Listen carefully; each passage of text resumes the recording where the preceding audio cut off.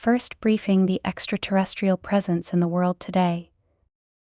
It is a great honor for us to be able to present this information to all of you who are fortunate enough to hear this message. We are the Allies of Humanity.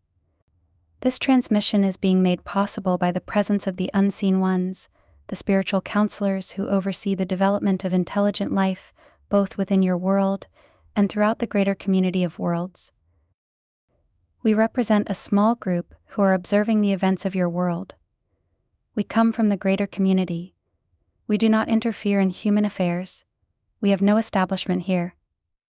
We have been sent for a very specific purpose to witness the events that are occurring in your world and, given the opportunity to do so, to communicate to you what we see and what we know. For you live on the surface of your world and cannot see the affairs that surround it. Nor can you see clearly the visitation that is occurring in your world at this time or what it portends for your future. We would like to give testimony to this. We are doing so at the request of the unseen ones, for we have been sent for this purpose. The information that we are about to impart to you may seem very challenging and startling. It is perhaps unexpected by many who will hear this message. We understand this difficulty, for we have had to face this within our own cultures. As you hear the information, it may be difficult to accept at first, but it is vital for all who would seek to make a contribution in the world. For many years we have been observing the affairs of your world. We seek no relations with humanity. We are not here on a diplomatic mission. We have been sent by the unseen ones to live in the proximity of your world in order to observe the events we are about to describe. Our names are not important. They would be meaningless to you. And we shall not impart them for our own safety, for we must remain hidden in order that we may serve. To begin, it is necessary for people everywhere to understand that humanity is emerging into a greater community of intelligent life. Your world is being visited by several alien races and by several different organizations of races. This has been actively going on for some time. There have been visitations throughout human history, but nothing of this magnitude. The advent of nuclear weapons and the destruction of your natural world have brought these forces to your shores. There are many people in the world today, we understand, who are beginning to realize that this is occurring. And we understand as well that there are many interpretations of this visitation, what it could mean, and what it could offer. And many of the people who are aware of these things are very hopeful and anticipate a great benefit for humanity. We understand. It is natural to expect this. It is natural to be hopeful. The visitation in your world now is very extensive, so much so that people in all parts of the world are witnessing it and are experiencing its effects directly. What has brought these visitors? From the greater community, these different organizations of beings, is not to promote the advancement of humanity or the spiritual education of humanity. What has brought these forces to your shores in such numbers with such intention are the resources of your world. This we understand may be difficult to accept at first because you cannot yet appreciate how beautiful your world is, how much it possesses, and what a rare jewel it is in a greater community of barren worlds and empty space. Worlds such as yours are rare indeed. Most places in the greater community that are inhabited now have been colonized, and technology has made this possible. But worlds such as yours, where life has evolved naturally, without the aid of technology, are far more rare than you might realize. Others take great notice of this, of course, for the biological resources of your world have been used by several races for millennia. It is considered a storehouse for some. And yet the development of human culture and dangerous weapons and the deterioration of these resources have caused the alien intervention. Perhaps you might wonder why diplomatic efforts are not established to contact the leaders of humanity. This is reasonable to ask, but the difficulty here is that there is no one to represent humanity, for your people are divided, and your nations oppose one another. It is also assumed by these visitors that we speak of, that you are warlike and aggressive, and that you would bring harm and hostility to the universe around you despite your good qualities. Therefore, in our discourse we want to give you an idea of what is occurring, what it will mean for humanity, and how it is related to your spiritual development, your social development, and your future in the world and in the greater community of worlds itself. People are unaware of the presence of alien forces, unaware of the presence of resource explorers, of those who would seek an alliance with humanity for their own benefit. Perhaps we should begin here by giving you an idea of what life is like beyond your shores, for you have not journeyed afar and cannot account for these things yourself. You live in a part of the galaxy that is quite inhabited. Not all parts of the galaxy are so inhabited. There are great unexplored regions. There are many hidden races. Trade and commerce between worlds are only carried on in certain areas. The environment that you will emerge into is a very competitive one. The need for resources is experienced everywhere, and many technological societies have outstripped their world's natural resources and must trade, barter, and travel to gain what they need. It is a very complicated situation. Many alliances are formed and conflicts do occur.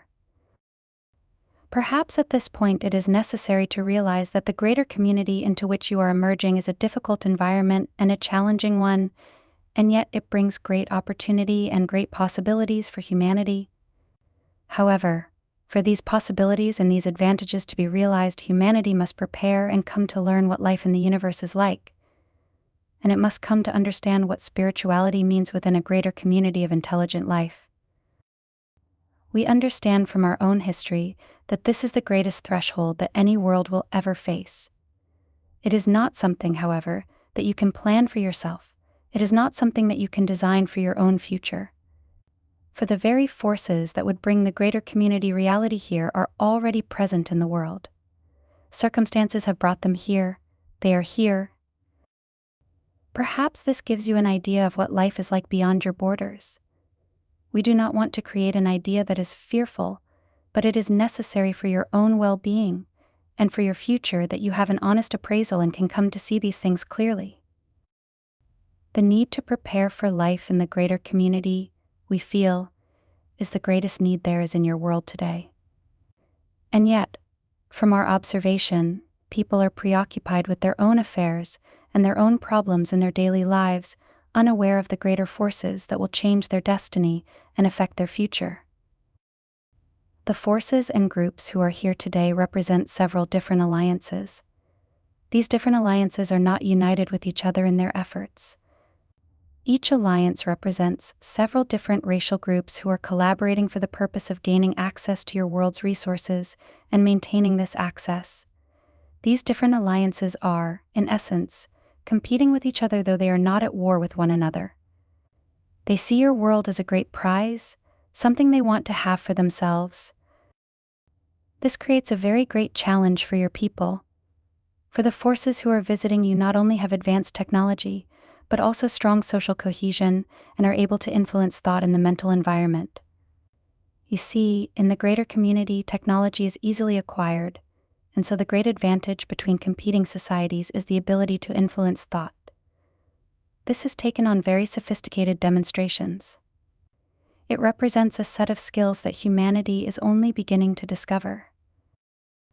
As a result, your visitors do not come armed with great weapons or with armies or with armadas of vessels. They come in relatively small groups, but they possess considerable skill in influencing people. This represents a more sophisticated and mature use of power in the greater community. It is this ability that humanity will have to cultivate in the future if it is to contend with other races successfully. The visitors are here to gain humanity's allegiance. They do not want to destroy human establishments or the human presence. Instead, they wish to use these for their own benefit. Their intention is employment, not destruction. They feel that they are in the right because they believe that they are saving the world. Some even believe that they are saving humanity from itself. But this perspective does not serve your greater interests, nor does it foster wisdom or self-determination within the human family. Yet because there are forces of good within the greater community of worlds, you have allies. We represent the voice of your allies, the Allies of Humanity. We are not here to use your resources or to take from you what you possess. We do not seek to establish humanity as a client state or as a colony for our own use. Instead, we wish to foster strength and wisdom within humanity because we support this throughout the greater community. Our role, then, is quite essential, and our information is very needed because at this time even people who are aware of the presence of the visitors are not yet aware of their intentions. People do not understand the visitors' methods, and they do not comprehend the visitors' ethics or morality. People think the visitors are either angels or monsters, but in reality they are very much like you in their needs. If you could see the world through their eyes, you would understand their consciousness and their motivation. But to do that, you would have to venture beyond your own. The visitors are engaged in 4 fundamental activities in order to gain influence within your world. Each of these activities is unique, but they are all coordinated together. They are being carried out because humanity has been studied for a long time. Human thought, human behavior, human physiology, and human religion have been studied for some time. These are well understood by your visitors and will be used for their own purposes. The first area of activity of the visitors is to influence individuals in positions of power and authority.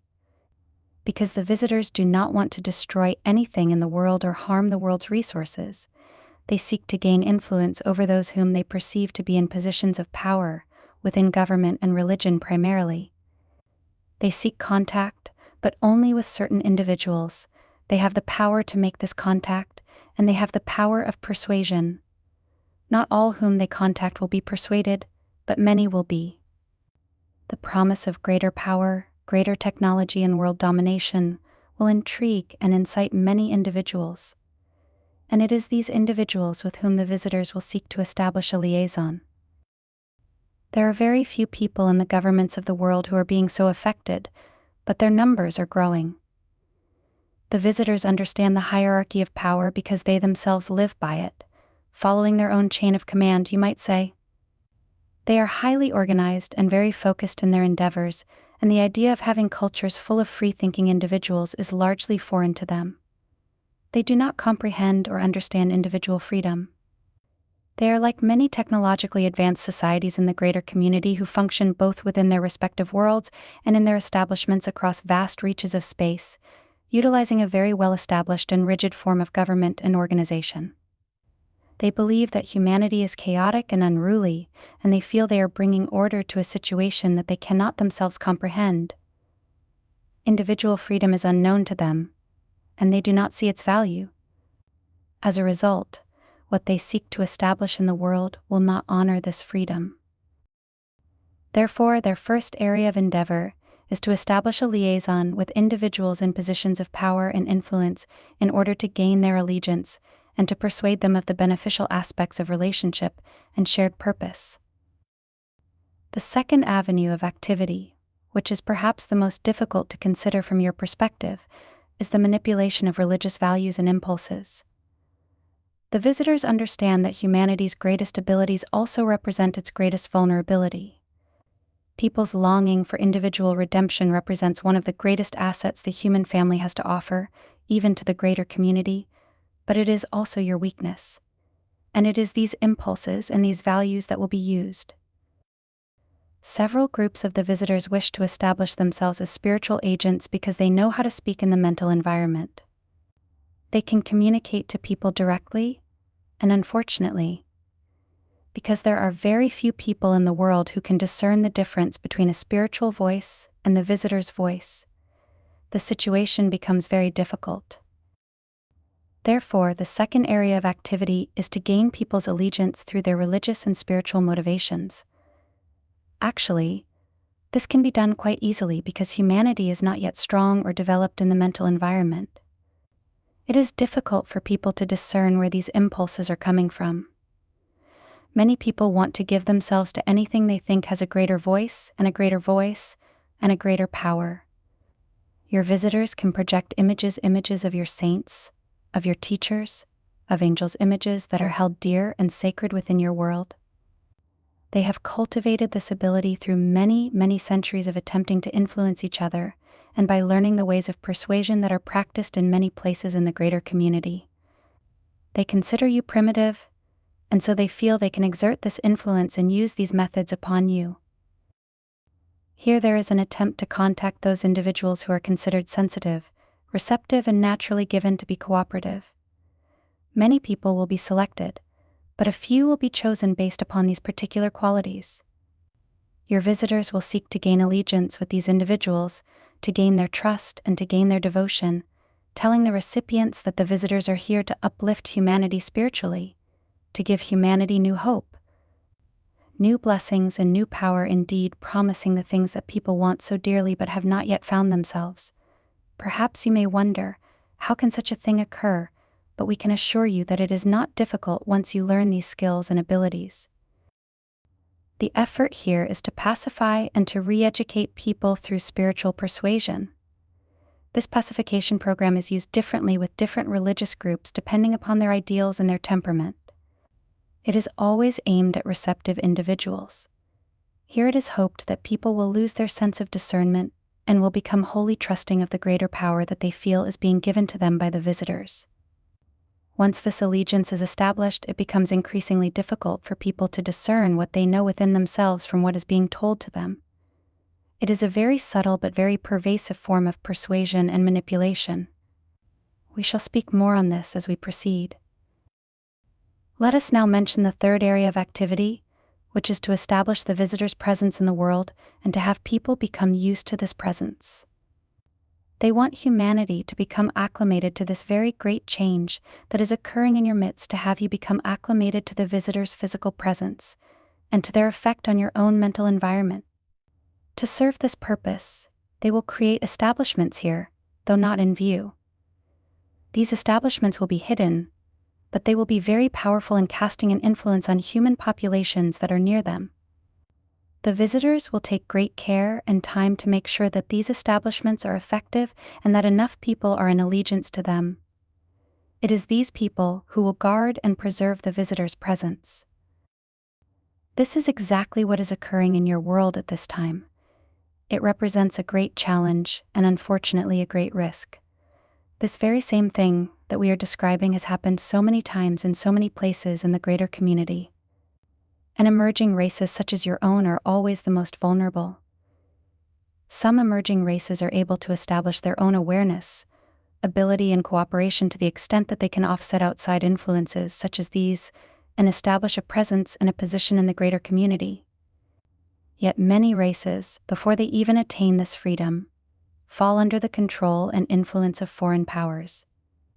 We understand that this information may incite considerable fear and perhaps denial or confusion, but as we observe events, we realize that there are very few people who are aware of the situation as it actually exists.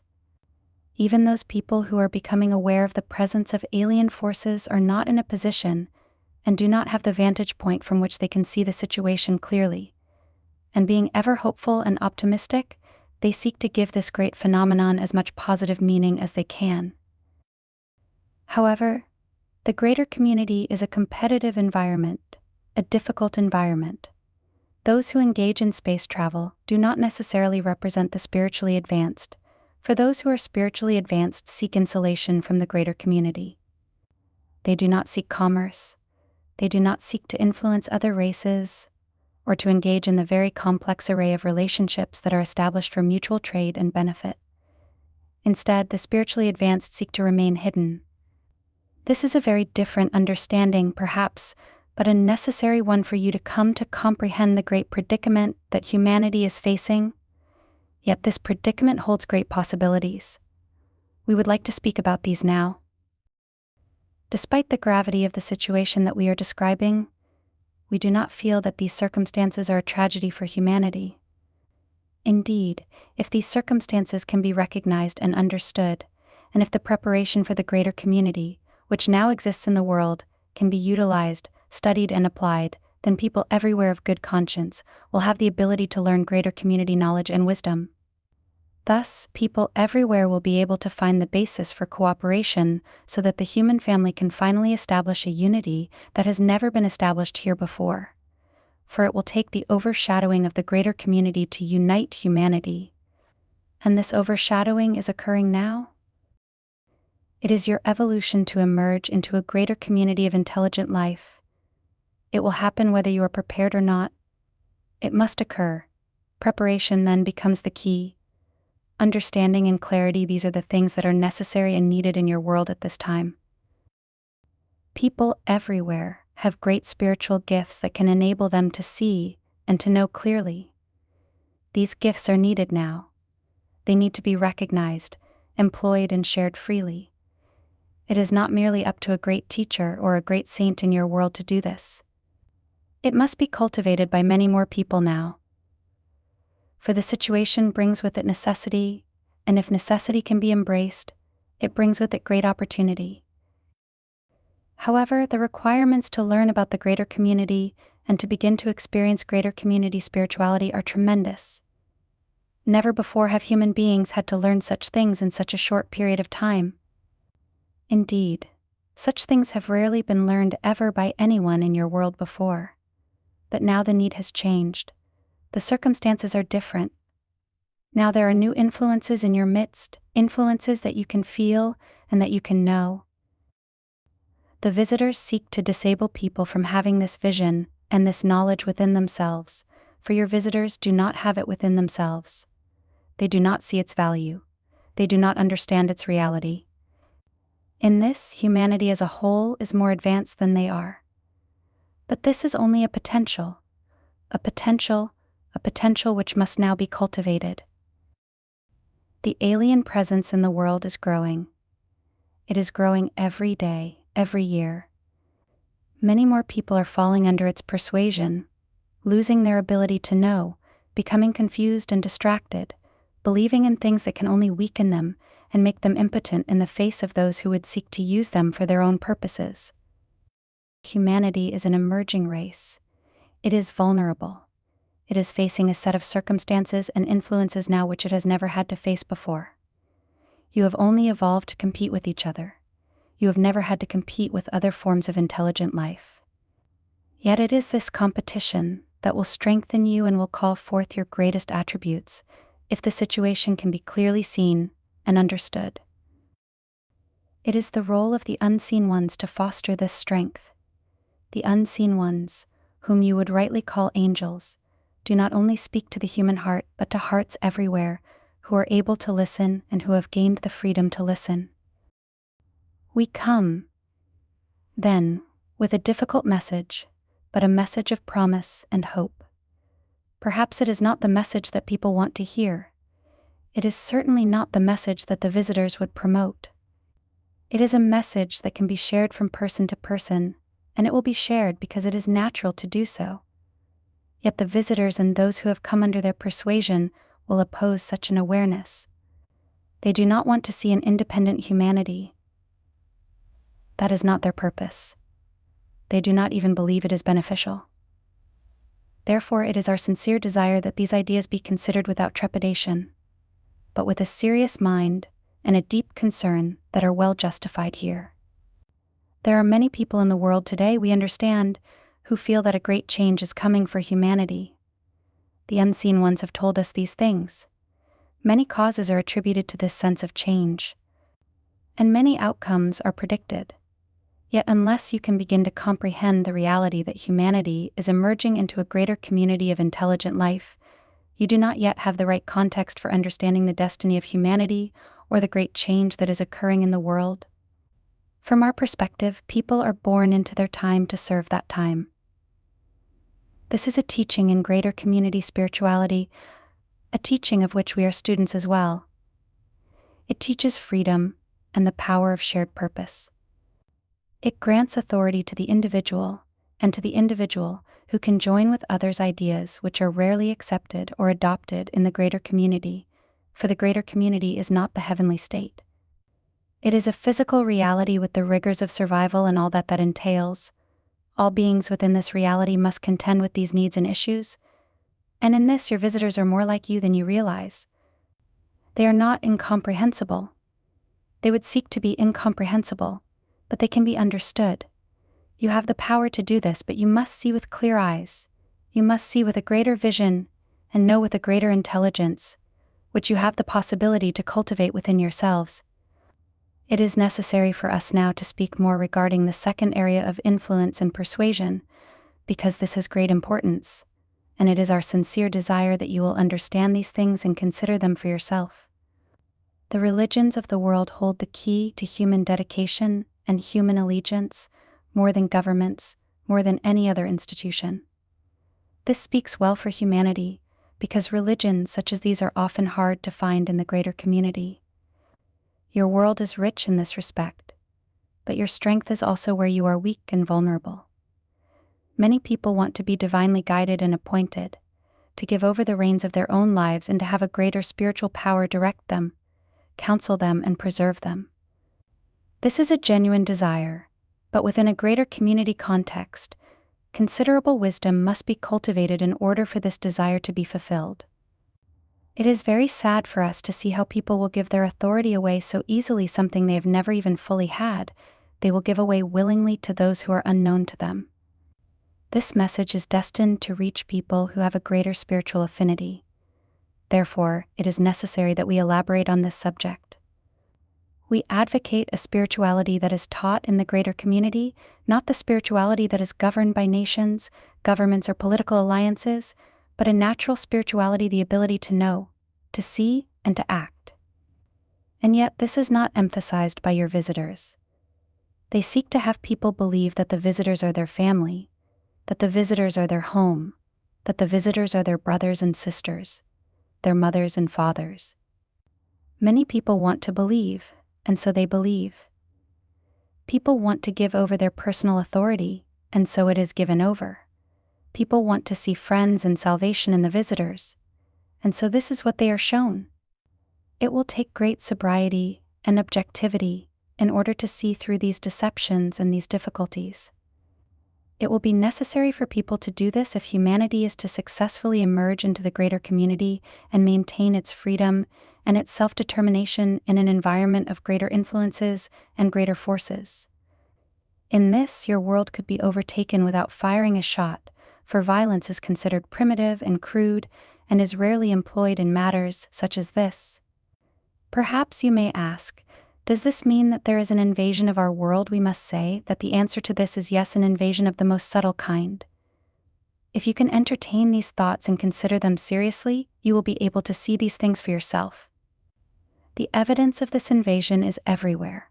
You can see how human ability is offset by the desire for happiness, peace, and security, how people's vision and ability to know are hampered by influences even within their own cultures. How much greater these influences will be within a greater community environment. This is the difficult message that we must present. This is the message that must be said, the truth that must be spoken, the truth that is vital and cannot wait. It is so necessary for people now to learn a greater knowledge, a greater wisdom, and a greater spirituality so that they may find their true abilities and be able to use them effectively. Your freedom is at stake. The future of your world is at stake. It is because of this that we have been sent here to speak for the Allies of Humanity. There are those in the universe who are keeping knowledge and wisdom alive and who practice a greater community spirituality. They do not travel all about, casting influence over different worlds. They do not take people against their will. They do not steal your animals and your plants. They do not cast influence over your governments. They do not seek to breed with humanity in order to create a new leadership here. Your allies do not interfere in human affairs. They do not manipulate human destiny. They watch from afar, and they send emissaries, such as ourselves, at great risk to us, to give counsel and encouragement and to clarify things when that becomes necessary. We, therefore, come in peace with a vital message. Now we must speak of the fourth area in which your visitors seek to establish themselves, and that is through interbreeding. They cannot live in your environment. They need your physical stamina. They need your natural affinity with the world. They need your reproductive abilities. They also want to bond with you, because they understand that this creates allegiance. This, in a way, establishes their presence here because the offspring of such a program will have blood relations in the world and yet will have allegiance to the visitors. Perhaps this seems incredible, yet it is so very real. The visitors are not here to take your reproductive abilities away from you. They are here to establish themselves. They want humanity to believe in them and to serve them. They want humanity to work for them. They will promise anything, offer anything, and do anything to achieve this goal. Yet though their persuasion is great, their numbers are small, but their influence is growing, and their program of interbreeding, which has been underway for several generations, will eventually be effective. There will be human beings of greater intelligence, but who do not represent the human family. Such things are possible and have occurred countless times in the greater community. You have only to look at your own history to see the impact of cultures and races upon one another, and to see how dominating and how influential these interactions can be. Thus, we bring with us important news, serious news. But you must take heart, for this is not a time for ambivalence. This is not a time to seek escape. This is not a time to concern yourself with your own happiness. This is a time to contribute to the world, to strengthen the human family, and to call forth those natural abilities that exist in people, the ability to see, to know, and to act in harmony with one another. These abilities can offset the influence that is being cast upon humanity at this time, but these abilities must grow and be shared. It is of the utmost importance. This is our counsel. It comes with good intentions. Be glad that you have allies in the greater community, for allies you will need. You are entering a greater universe filled with forces and influences that you have not yet learned how to counteract. You are entering a greater panorama of life, and you must prepare for this. Our words are but part of the preparation. A preparation is being sent into the world now. It does not come from us. It comes from the Creator of all life. It comes at just the right time. For this is the time for humanity to become strong and wise. You have the ability to do this, and the events and circumstances of your life create a great need for this. Second, briefing the challenge to human freedom. Humanity is approaching a very dangerous and very important time in its collective development. You are on the verge of emerging into a greater community of intelligent life. You will be encountering other races of beings who are coming to your world seeking to protect their interests and to discover what opportunities may lie ahead. They are not angels or angelic beings. They are not spiritual entities. They are beings who are coming to your world for resources, for alliances, and to gain an advantage in an emerging world. They are not evil. They are not holy. In that, they are also much like you. They are simply driven by their needs, their associations, their beliefs, and their collective goals. This is a very great time for humanity, but humanity is not prepared. From our vantage point, we can see this on a larger scale. We do not involve ourselves with the daily lives of individuals in the world. We do not attempt to persuade governments, or to lay claim to certain parts of the world or to certain resources that exist here. Instead, we observe, and we wish to report what we observe, for this is our mission in being here. The unseen ones have told us that there are many people today who feel a strange discomfort, a sense of vague urgency, a feeling that something is going to happen, and that something must be done. Perhaps there is nothing within their daily sphere of experience that justifies these deeper feelings, that verifies the importance of these feelings, or that gives substance to their expression. We can understand this because we have been through similar things ourselves in our own histories. We represent several races joined together in our small alliance to support the emergence of knowledge and wisdom in the universe, particularly with races that are on the threshold of emerging into the greater community. These emerging races are particularly vulnerable to foreign influence and manipulation. They are particularly vulnerable to misunderstanding their situation, and understandably so, for how could they comprehend the meaning and the complexity of life within the greater community? That is why we wish to play our small part in preparing and in educating humanity. In our first discourse, we gave a broad description of the visitor's involvement in 4 areas. The first area is the influence on important people in positions of power in governments and at the head of religious institutions. The second area of influence is on people who have a spiritual inclination and who wish to open themselves to the greater powers that exist in the universe. The third area of involvement is the visitor's building of establishments in the world in strategic locations near population centers, where their influence on the mental environment can be exercised. And lastly, we spoke of their program of interbreeding with humanity, a program which has been underway for quite some time. We understand how troubling this news may be, and perhaps how disappointing it may be to many people who had high hopes and expectations that visitors from beyond would bring blessings and great benefit to humanity. It is natural perhaps to assume and to expect these things, but the greater community into which humanity is emerging is a difficult and competitive environment, particularly in areas in the universe where many different races compete with each other and interact for trade and commerce. Your world exists in such an area. This may seem incredible to you because it has always seemed that you lived in isolation, alone within the vast emptiness of space. But really you live in an inhabited part of the universe where trade and commerce have been established and where traditions, interactions, and associations are all long-standing. And to your benefit, you live in a beautiful world, a world of great biological diversity, a splendid place in contrast to the starkness of so many other worlds. However, this also gives your situation great urgency and poses a genuine risk, for you possess what many others want for themselves. They do not seek to destroy you but to gain your allegiance and your alliance so that your existence in the world and your activities here can be for their benefit.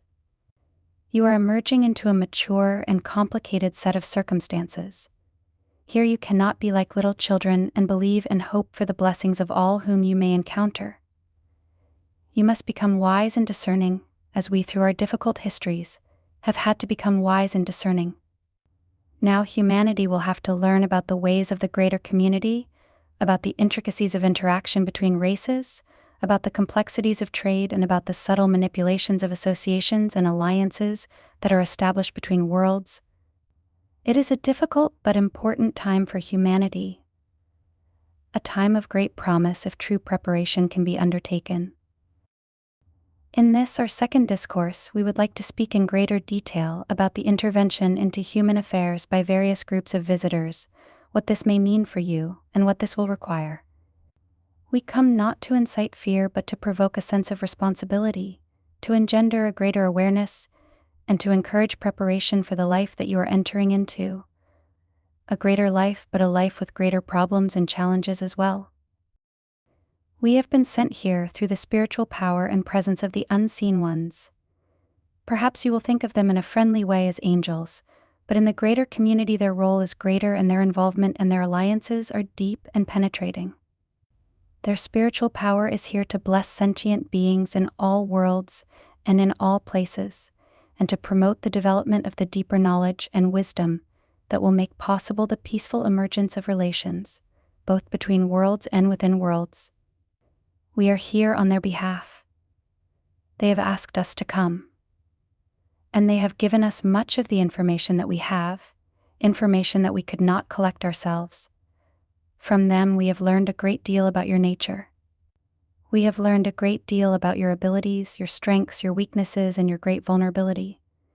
We can comprehend these things because the worlds that we have come from have passed through this great threshold of emergence into the greater community. We have learned a great deal, and we have suffered much from our own mistakes that we hope humanity will avoid. We come then not only with our own experience, but with a deeper awareness and a deeper sense of purpose that has been given to us by the unseen ones. We observe your world from a location nearby, and we monitor the communications of those who are visiting you. We know who they are. We know where they come from and why they are here. We do not compete with them, for we are not here to exploit the world. We consider ourselves to be the allies of humanity, and we hope in time that you will consider us to be such, for such we are. And though we cannot prove this, we hope to demonstrate this through our words and through the wisdom of our counsel. We hope to prepare you for what lies ahead. We come in our mission with a sense of urgency, for humanity is way behind in its preparation for the greater community.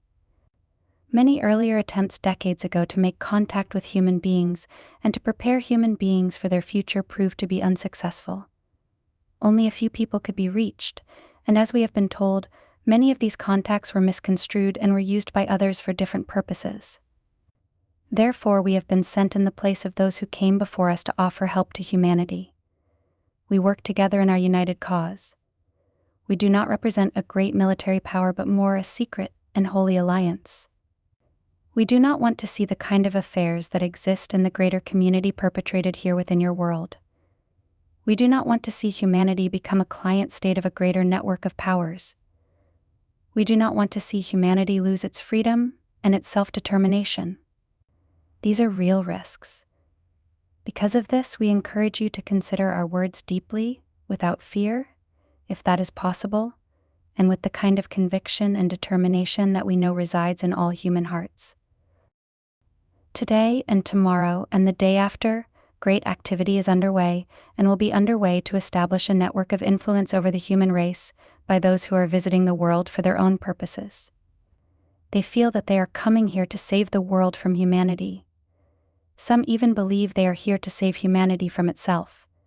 They feel that they are in the right and do not consider that their actions are inappropriate or unethical.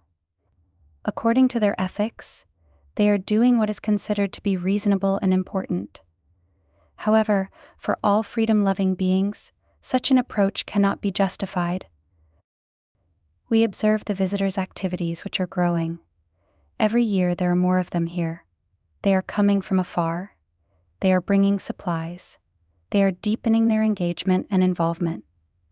They are establishing stations of communication in many places in your solar system. They are observing all of your initial forays into space, and they will counter and destroy anything that they feel will interfere with their activities. They are seeking to establish control not only of your world but of the area around your world. This is because there are competing forces here. Each represents the alliance of several races. Now let us address the last of the 4 areas that we spoke of in our first discourse. This has to do with the visitors interbreeding with the human species. Let us give you a bit of history first. Many thousands of years ago, in your time, several races came to interbreed with humanity to give humanity a greater intelligence and adaptability. This led to the rather sudden emergence of what we understand is called modern man. This has given you dominance and power in your world. This occurred long ago. However, the interbreeding program that is occurring now is not the same at all. It is being undertaken by a different set of beings and by different alliances. Through interbreeding, they are seeking to establish a human being who will be part of their association, yet who can survive within your world and who can have a natural affinity with the world. Your visitors cannot live on the surface of your world. They must either seek shelter underground, which they are doing, or they must live aboard their own craft, which they often keep hidden in large bodies of water. They want to interbreed with humanity to protect their interests here, which are primarily the resources of your world. They want to have human allegiance assured, and so for several generations they have been involved in an interbreeding program, which within the last 20 years has become quite extensive. Their purpose is twofold. First, as we have mentioned, the visitors want to create a human-like being who can live within your world but who will be bonded to them, and who will have a greater set of sensitivities and abilities. The second purpose of this program is to influence all those that they encounter and to encourage people to assist them in their undertaking. The visitors want and need human assistance. This furthers their program in all respects.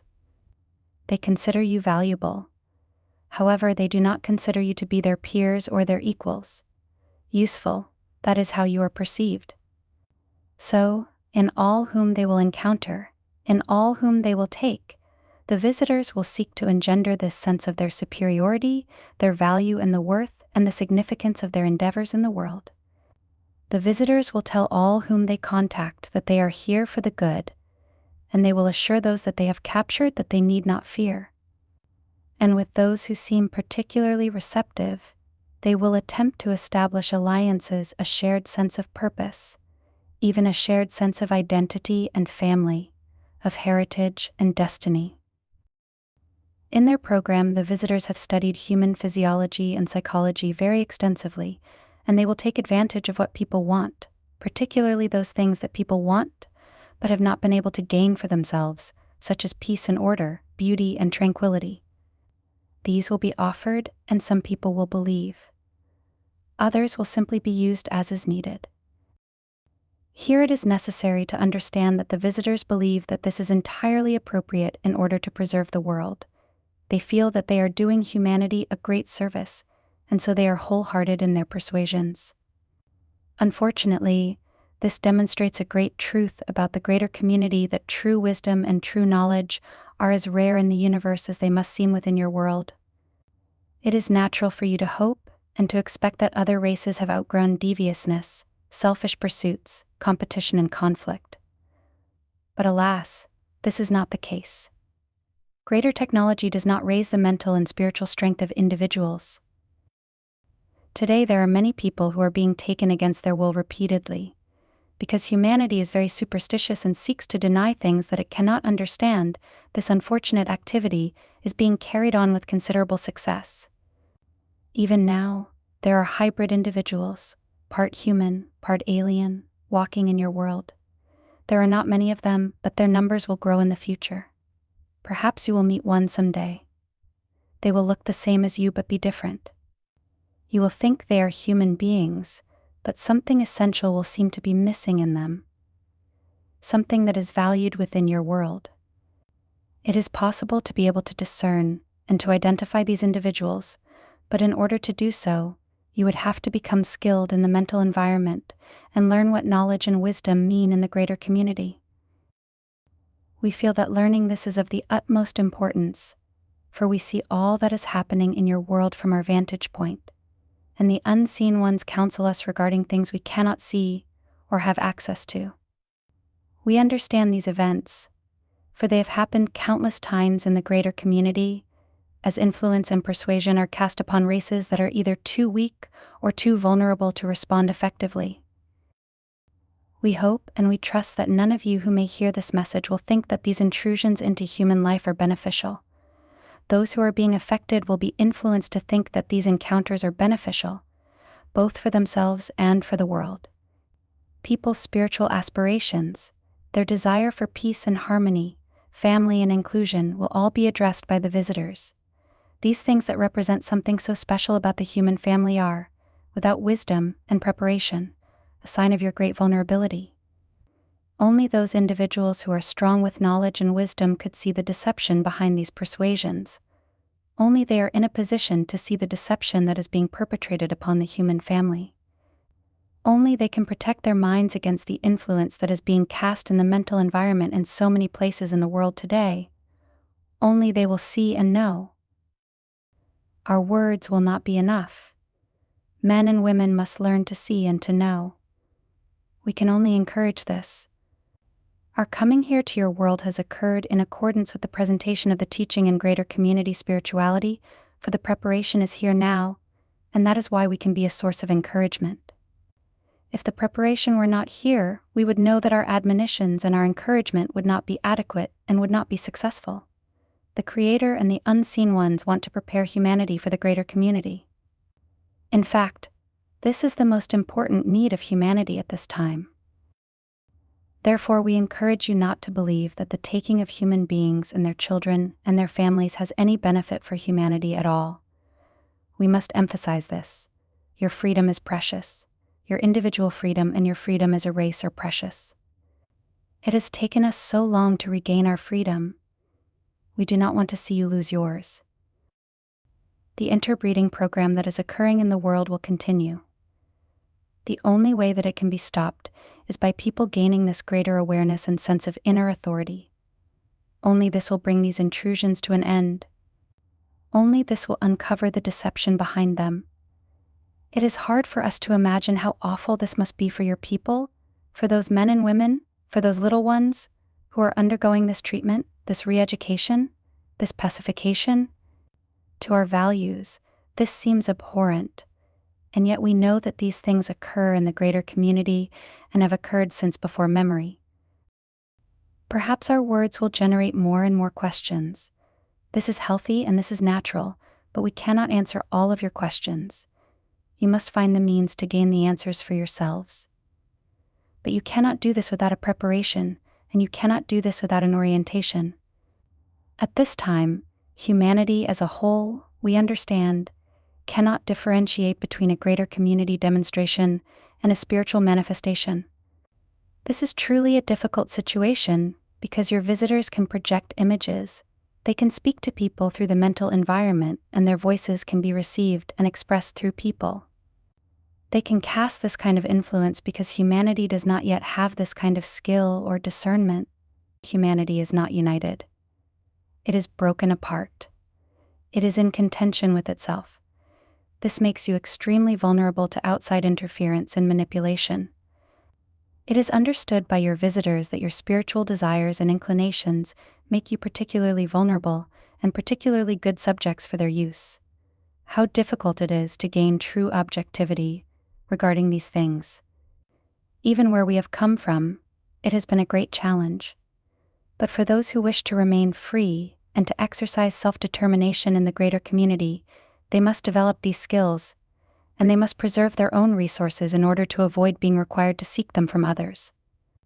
If your world loses its self-sufficiency, it will lose much of its freedom. If you must go beyond your world to seek the resources you need to live, then you will lose much of your power to others.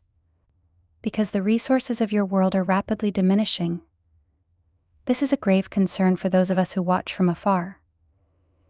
It is also of concern to your visitors, for they want to prevent the destruction of your environment, not for you but for them. The interbreeding program has only one purpose, and that is to enable the visitors to establish a presence and a commanding influence within the world. Do not think that the visitors are lacking something that they need from you other than your resources. Do not think that they need your humanity. They only want your humanity to assure themselves of their position in the world. Do not be flattered. Do not indulge yourself in such thoughts. They are unwarranted. If you can learn to see the situation clearly as it really is, you will see and you will know these things for yourself. You will understand why we are here and why humanity needs allies in a greater community of intelligent life. And you will see the importance of learning greater knowledge and wisdom, and of learning greater community spirituality. Because you are emerging into an environment where these things become vital for success, for freedom, for happiness, and for strength, you will need greater knowledge and wisdom in order to establish yourselves as an independent race in the greater community. However, your independence is being lost with each passing day, and you may not see the loss of your freedom, though perhaps you may feel it in some way. How could you see it? You cannot go outside your world and witness the events that surround it. You do not have access to the political and commercial involvements of the alien forces operating in the world today to understand their complexity, their ethics, or their values. Never think that any race in the universe that travels for commerce is spiritually advanced. Those who seek commerce seek advantage. Those who travel from world to world, those who are resource explorers, those who seek to plant their own flags are not what you would consider to be spiritually advanced.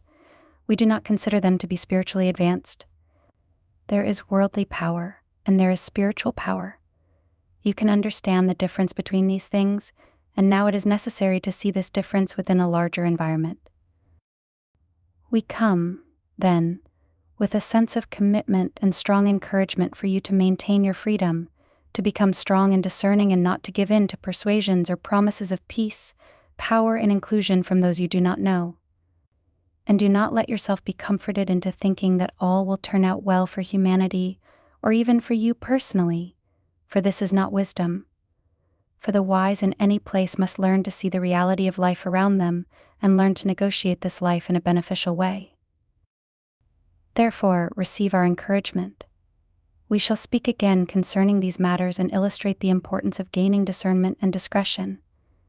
And we shall speak more about the involvement of your visitors in the world in areas that are very important for you to understand. We hope that you can receive our words. Third briefing, a great warning. We have been anxious to speak more with you regarding the affairs of your world and to help you come to see, if possible, what we are seeing from our vantage point. We realize this is difficult to receive and will cause considerable anxiety and concern, but you must be informed. The situation is very grave from our perspective, and we think it would be a tremendous misfortune if people were not informed correctly.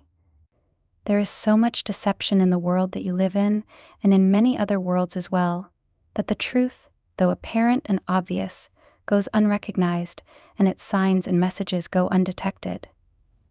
We, therefore, hope that our presence can help clarify the picture and help you and others to see what is truly there. We do not have these compromises in our perception, for we were sent to witness the very things that we are describing. Over time, perhaps you would be able to know these things on your own, but you do not have this kind of time. The time now is short. Humanity's preparation for the appearance of forces from the greater community is far behind schedule.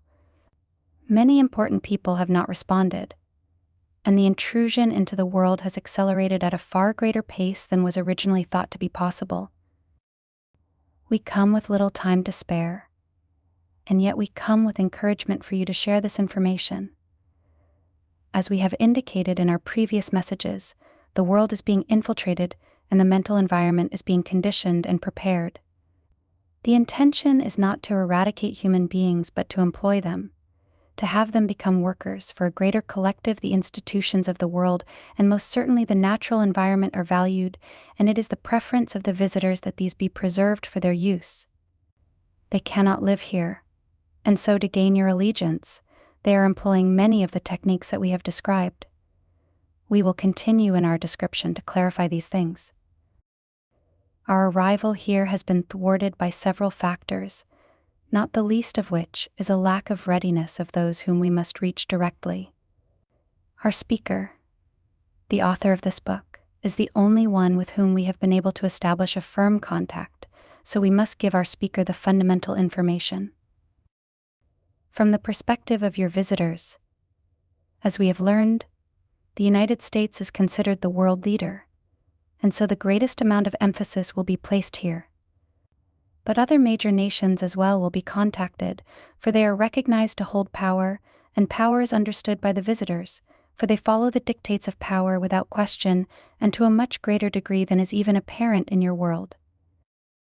Attempts will be made to persuade the leaders of the strongest nations to become receptive to the presence of the visitors, and to receive gifts and inducements for cooperation with the promise of mutual benefit, and even the promise of world dominion to some. There will be those in the corridors of power in the world who will respond to these inducements, for they will think that there is a great opportunity here to take humanity beyond the specter of nuclear war into a new community upon the earth, a community which they will lead for their own purposes. Yet these leaders are deceived, for they will not be given the keys to this realm. They will simply be the arbiters in the transition of power. This you must understand. It is not so complex. From our perspective and vantage point, it is obvious. We have seen this occur elsewhere. It is one of the ways that established organizations of races who have their own collectives recruit emerging worlds such as yours. They believe firmly that their agenda is virtuous and for the betterment of your world, for humanity is not highly respected, and though you are virtuous in certain ways, your liabilities far outweigh your potential. From their perspective, we do not hold this view, or we would not be in the position that we are in, and we would not be offering our services to you as the allies of humanity. Therefore, there is a great difficulty now in discernment, a great challenge. The challenge is for humanity to understand who its allies really are and to be able to distinguish them from its potential adversaries. There are no neutral parties in this matter. The world is far too valuable, its resources recognized as being unique and of considerable worth. There are no neutral parties who are involved in human affairs. The true nature of the alien intervention is to exert influence and control, and eventually to establish dominion here. We are not the visitors. We are observers. We claim no rights to your world, and we have no agenda to establish ourselves here. For this reason, our names are hidden, for we do not pursue relations with you beyond our ability to provide our counsel in this way. We cannot control the outcome.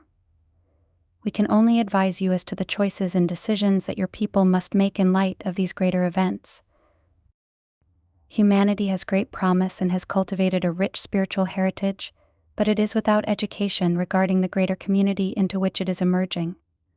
Humanity is divided and contentious within itself, thus making it vulnerable to manipulation and to intrusion from beyond your borders. Your peoples are preoccupied with the concerns of the day, but the reality of tomorrow is not recognized. What profit could you possibly gain by ignoring the greater movement of the world and by assuming that the intervention that is occurring today is for your benefit? Surely there is not one amongst you who could say this if you but saw the reality of the situation. In a way, it is a matter of perspective. We can see and you cannot, for you have not the vantage point. You would have to be beyond your world, outside the sphere of your world's influence, to see what we are seeing. And yet, to see what we see, we must remain hidden, because if we were discovered, we would surely perish. For your visitors consider their mission here to be of the utmost value, and they consider the earth to be their greatest prospect among several others. They will not stop because of us. So it is your own freedom that you must value and that you must defend. We cannot do this for you. Every world, if it seeks to establish its own unity, freedom and self-determination in the greater community, must establish this freedom and defend it if necessary. Otherwise, domination will certainly occur and will be complete. Why do your visitors want your world? It is so very obvious. It is not you they are interested in particularly. It is the biological resources of your world. It is the strategic position of this solar system. You are useful to them only insofar as these things are valued and can be utilized. They will offer what you want, and they will speak what you want to hear. They will offer inducements, and they will use your religions and your religious ideals to foster confidence and trust that they, more than you, understand the needs of your world and will be able to serve these needs to bring about a greater equanimity here. Because humanity seems incapable of establishing unity and order, many people will open their minds and their hearts to those whom they believe will have the greater possibility for doing so. In the second discourse, we spoke briefly of the interbreeding program. Some have heard of this phenomenon, and we understand there has been some discussion about this. The unseen ones have told us that there is a growing awareness that such a program exists, but incredibly people cannot see the obvious implications, being so given to their preferences in the matter and so ill-equipped to deal with what such an intervention could mean. Clearly, an interbreeding program is an attempt to fuse humanity's adaptation to the physical world with the visitor's group mind and collective consciousness. Such offspring would be in a perfect position to provide the new leadership for humanity, a leadership that is born of the visitor's intentions and the visitor's campaign. These individuals would have blood relations in the world, and so others would be related to them and accepting of their presence. And yet their minds would not be with you, nor their hearts. And though they may feel sympathy for you in your condition, and for what your condition may well turn out to be, they would not have the individual authority, not being trained in the way of knowledge and insight themselves, to assist you, or to resist the collective consciousness that has fostered them here and given them life. You see, individual freedom is not valued by the visitors. They consider it reckless and irresponsible. They only understand their own collective consciousness, which they see as privileged and blessed. And yet they cannot access true spirituality, which is called knowledge in the universe, for knowledge is born of an individual's self-discovery and is brought into being through relationships of a high caliber. Neither of these phenomena are present in the visitor's social makeup. They cannot think for themselves. Their will is not theirs alone. And so naturally they cannot respect the prospects for developing these two great phenomena within your world, and they are certainly in no position to foster such things. They only seek conformity and allegiance. And the spiritual teachings that they will foster in the world will only serve to make humans compliant, open and unsuspecting in order to garner a trust that has never been earned. We have seen these things before in other places. We have seen entire worlds fall under control of such collectives. There are many such collectives in the universe. Because such collectives deal with interplanetary trade and extend over vast regions, they adhere to a strict conformity without deviation. There is no individuality amongst them, at least not in any way that you could recognize. We are not sure that we can give an example in your own world of what this could be like, but we have been told there are commercial interests that span cultures in your world, that wield tremendous power and yet are governed by only a few. This is perhaps a good analogy for what we are describing. However, what we are describing is so much more powerful, pervasive, and well-established than anything that you could offer in the world as a good example. It is true of intelligent life everywhere that fear can be a destructive force. Yet fear serves one and only one purpose if it is perceived correctly, and that is to inform you of the presence of danger. We are concerned, and that is the nature of our fear. We understand what is at risk. That is the nature of our concern. Your fear is born because you do not know what is occurring, so it is a destructive fear. It is a fear that cannot empower you or give you the perception that you need to comprehend what is occurring within your world.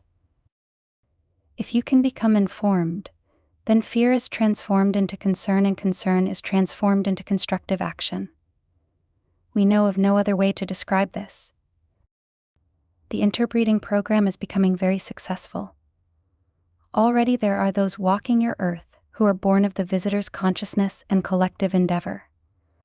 They cannot reside here for long periods of time, but within only a few years, they will be able to dwell upon the surface of your world permanently.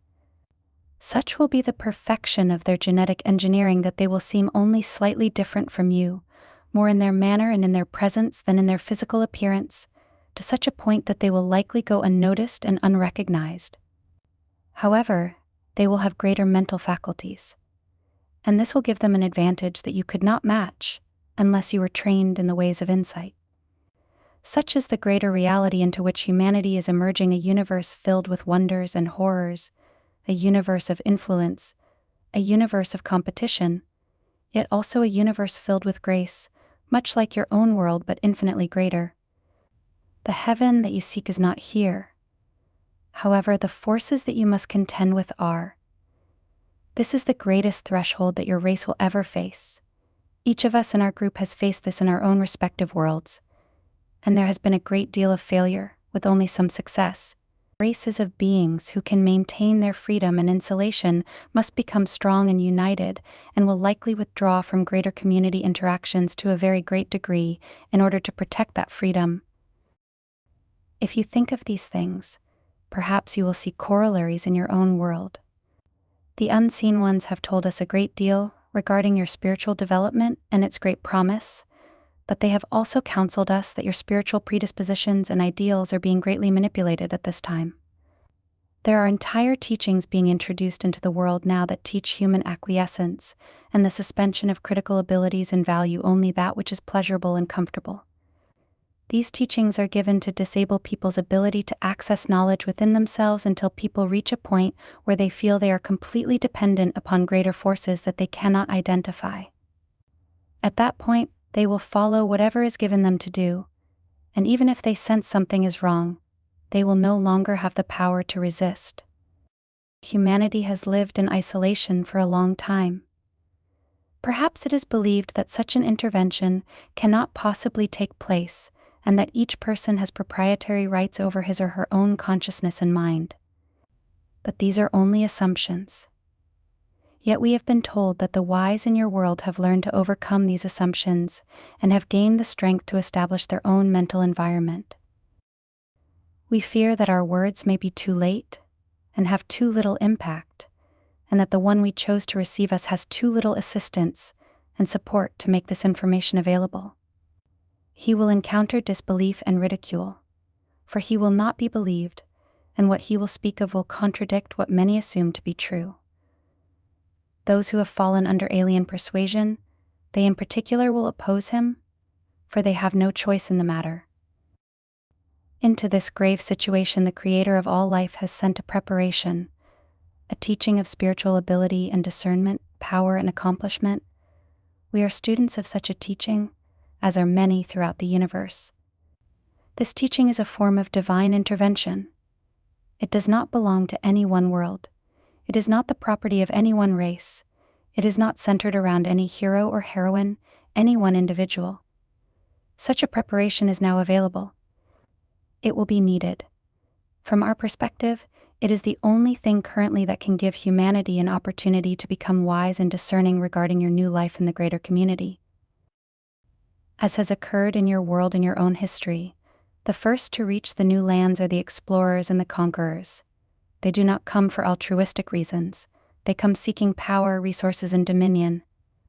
This is the nature of life.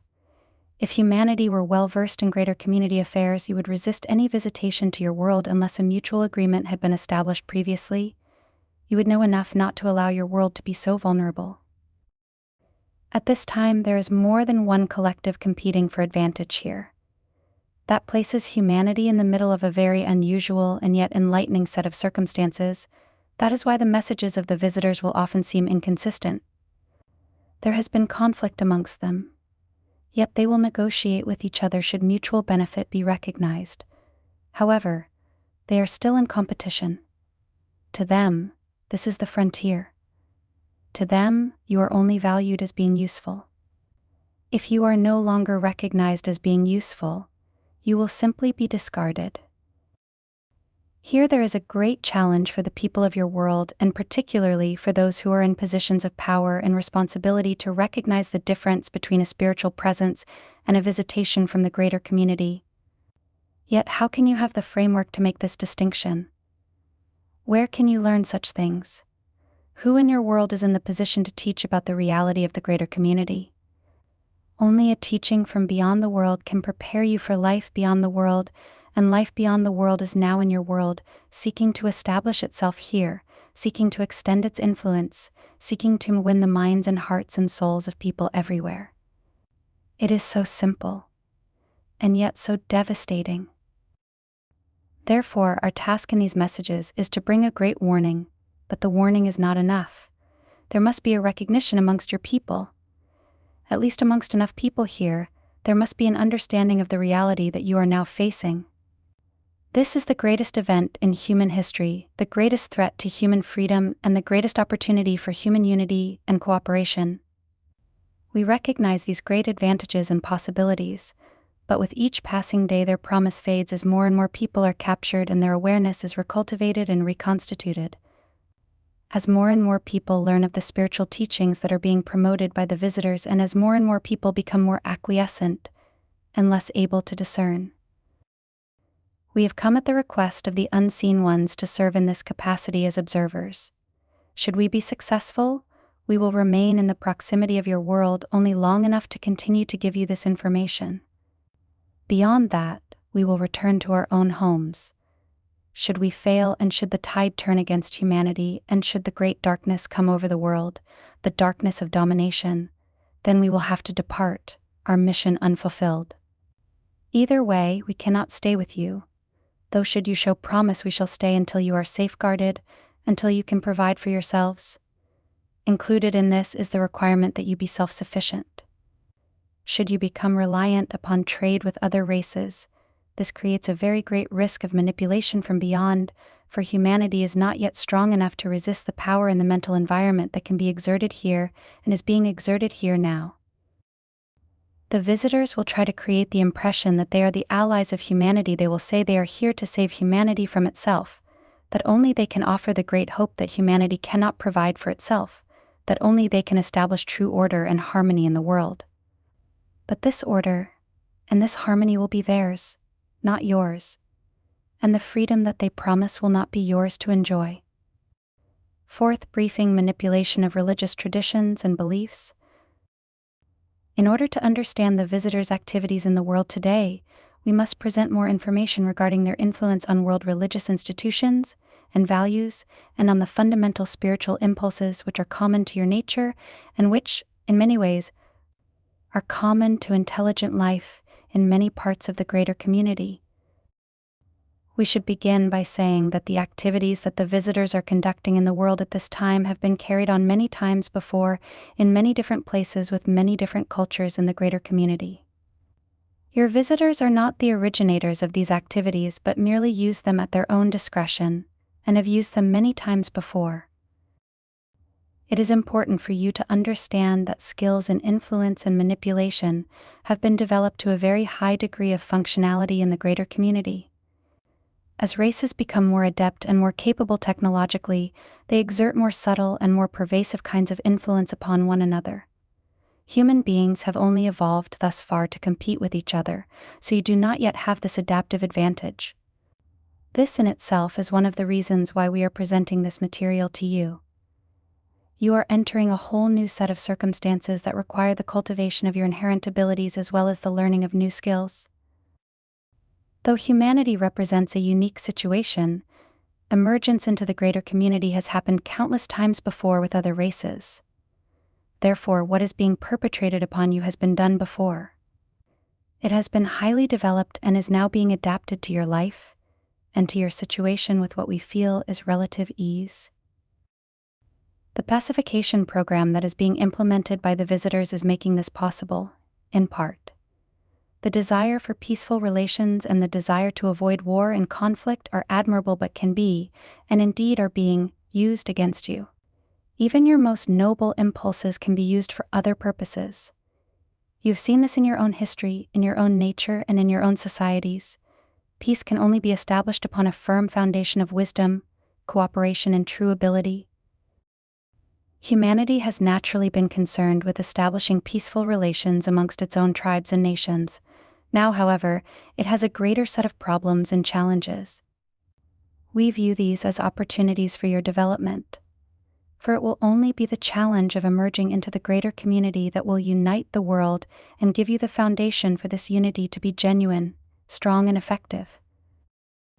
Therefore, we come not to criticize your religious institutions or your most fundamental impulses and values, but to illustrate how they are being used against you by those alien races who are intervening in your world. And, if it is within our power, we wish to encourage the right employment of your gifts and your accomplishments for the preservation of your world, your freedom and your integrity as a race within a greater community context. The visitors are fundamentally practical in their approach.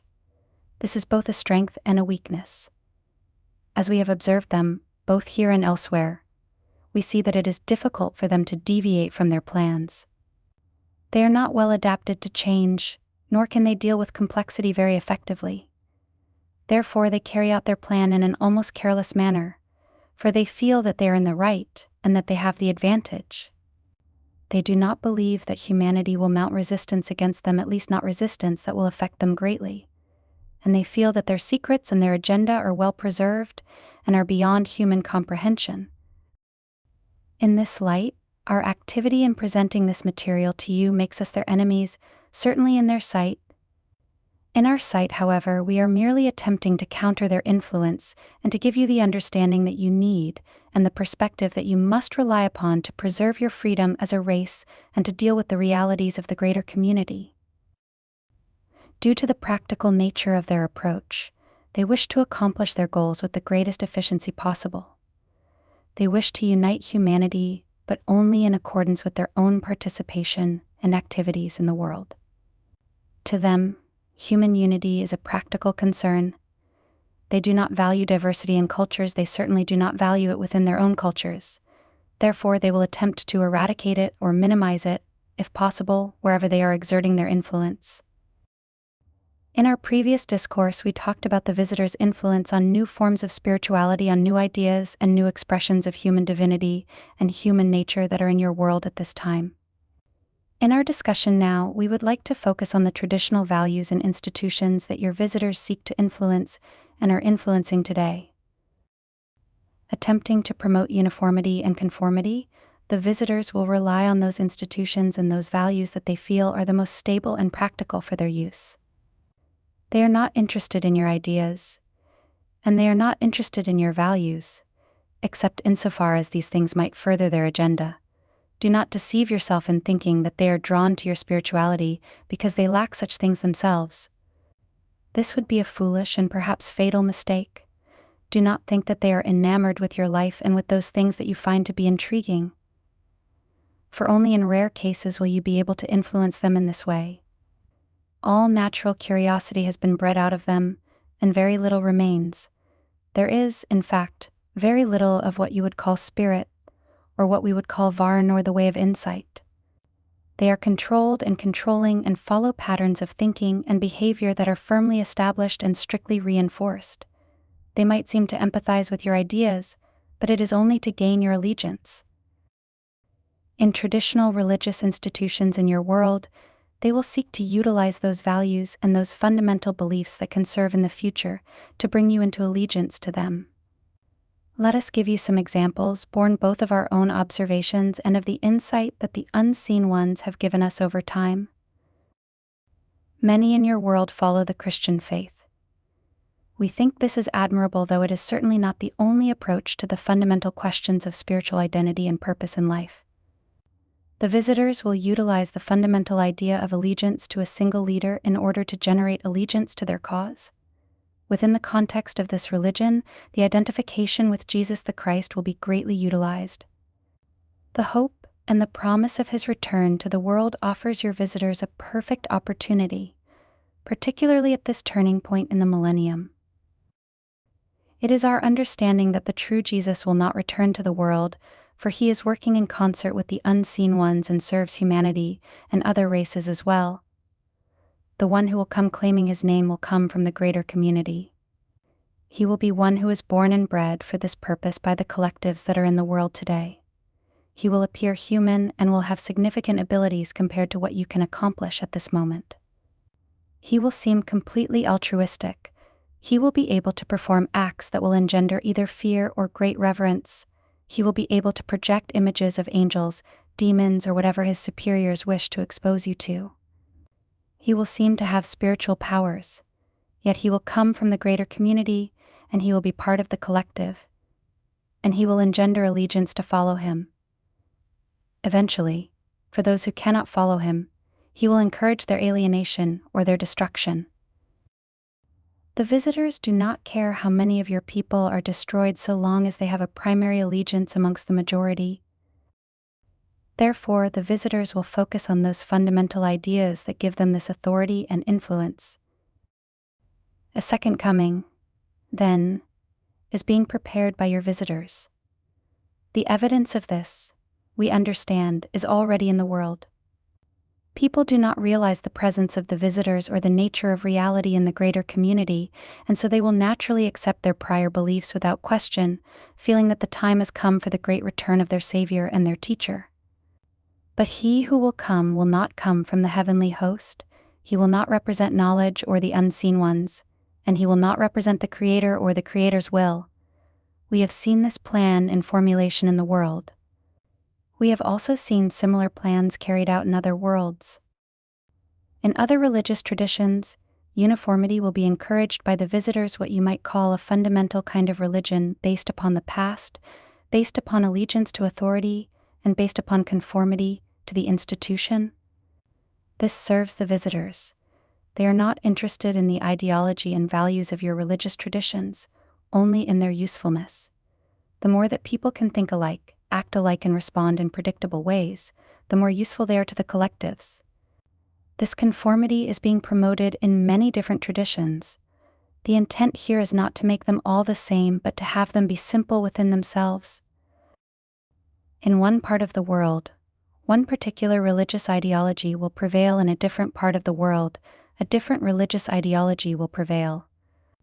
This is entirely useful to your visitors, for they do not care if there is more than one religion so long as there is order, conformity, and allegiance. Having no religion of their own that you could possibly follow or identify with, they will use yours to engender their own values. For they value only total allegiance to their cause and to the collectives, and seek your total allegiance to participate with them in ways that they prescribe. They will assure you that this will create peace and redemption in the world and the return of whatever religious image or personage is considered of the greatest value here. This is not to say that fundamental religion is governed by alien forces, for we understand that fundamental religion has been well established in your world. What we are saying here is that the impulses for this and the mechanisms for this will be supported by the visitors and used for their own purposes. Therefore, great care must be given by all who are true believers in their traditions to discern these influences and to counteract them if possible. Here it is not the average person in the world that the visitors seek to convince, it is the leadership. The visitors firmly believe that if they do not intervene in a timely manner, humanity will destroy itself and the world. This is not based upon truth, it is only an assumption. Though humanity is at risk of self-annihilation, this is not necessarily your destiny. But the collectives believe that this is so, and so they must act with haste and give their programs of persuasion great emphasis. Those who can be convinced will be valued as useful, those that cannot be convinced will be discarded and alienated. Should the visitors become strong enough to gain complete control of the world, those who cannot conform will simply be eliminated. Yet the visitors will not do the destruction. It will be wrought through the very individuals in the world who have fallen completely under their persuasion. This is a terrible scenario, we understand, but there must be no confusion if you are to understand and receive what we are expressing in our messages to you. It is not the annihilation of humanity, it is the integration of humanity that the visitors seek to accomplish. They will interbreed with you for this purpose. They will attempt to redirect your religious impulses and institutions for this purpose. They will establish themselves in a clandestine manner in the world for this purpose. They will influence governments and government leaders for this purpose. They will influence military powers in the world for this purpose. The visitors are confident that they can be successful, for so far they see that humanity has not yet mounted enough resistance to counteract their measures or to offset their agenda. To counteract this, you must learn a greater community way of knowledge. Any free race in the universe must learn the way of knowledge, however it may be defined within their own cultures. This is the source of individual freedom. This is what enables individuals and societies to have true integrity and to have the wisdom necessary to deal with the influences that counteract knowledge, both within their worlds and within the greater community. It is, therefore, necessary to learn new ways, for you are entering a new situation with new forces and new influences. Indeed, this is not some future prospect but an immediate challenge. Life in the universe does not wait upon your readiness. Events will happen whether you are prepared or not. Visitation has occurred without your agreement and without your permission, and your fundamental rights are being violated to a far greater degree than you yet realize. Because of this, we have been sent not only to give our perspective and our encouragement, but also to sound a calling, an alarm, to inspire an awareness and a commitment. We have said before that we cannot save your race through military intervention. That is not our role. And even if we attempted to do so and garnered the strength to carry out such an agenda, your world would be destroyed. We can only advise. You will see in the future a ferocity of religious belief expressed in violent ways, carried out against people who disagree, against nations of less strength, and used as a weapon of attack and destruction. The visitors would like nothing better than for your religious institutions to govern the nations. This you must resist. The visitors would like nothing better than to have religious values shared by everyone, for this adds to their labor force and makes their task easier. In all of its manifestations, such influence fundamentally reduces down to acquiescence and submission of will, submission of purpose, submission of one's life and abilities. Yet this will be heralded as a great achievement for humanity, a great advancement in society, a new unification for the human race, a new hope for peace and equanimity, a triumph of human spirit over human instincts. Therefore, we come with our counsel and encourage you to refrain from making unwise decisions, from giving your life over to things that you do not understand, and from acquiescing your discernment and your discretion for the sake of any promised reward. And we must encourage you not to betray knowledge within yourself, the spiritual intelligence with which you were born and which now holds your only and greatest promise. Perhaps in hearing this you will view the universe as a place devoid of grace. Perhaps you will become cynical and afraid, thinking that avarice is universal. But this is not the case. What is needed now is for you to become stronger than you are, stronger than you are, stronger than you have been. Do not welcome communications with those intervening in your world until you have this strength. Do not open your minds and hearts to visitors from beyond the world, for they come here for their own purposes. Do not think that they will fulfill your religious prophecies or greatest ideals, for this is a delusion. There are great spiritual forces in the greater community, individuals, and even nations that have achieved very high states of accomplishment, far beyond what humanity has demonstrated thus far.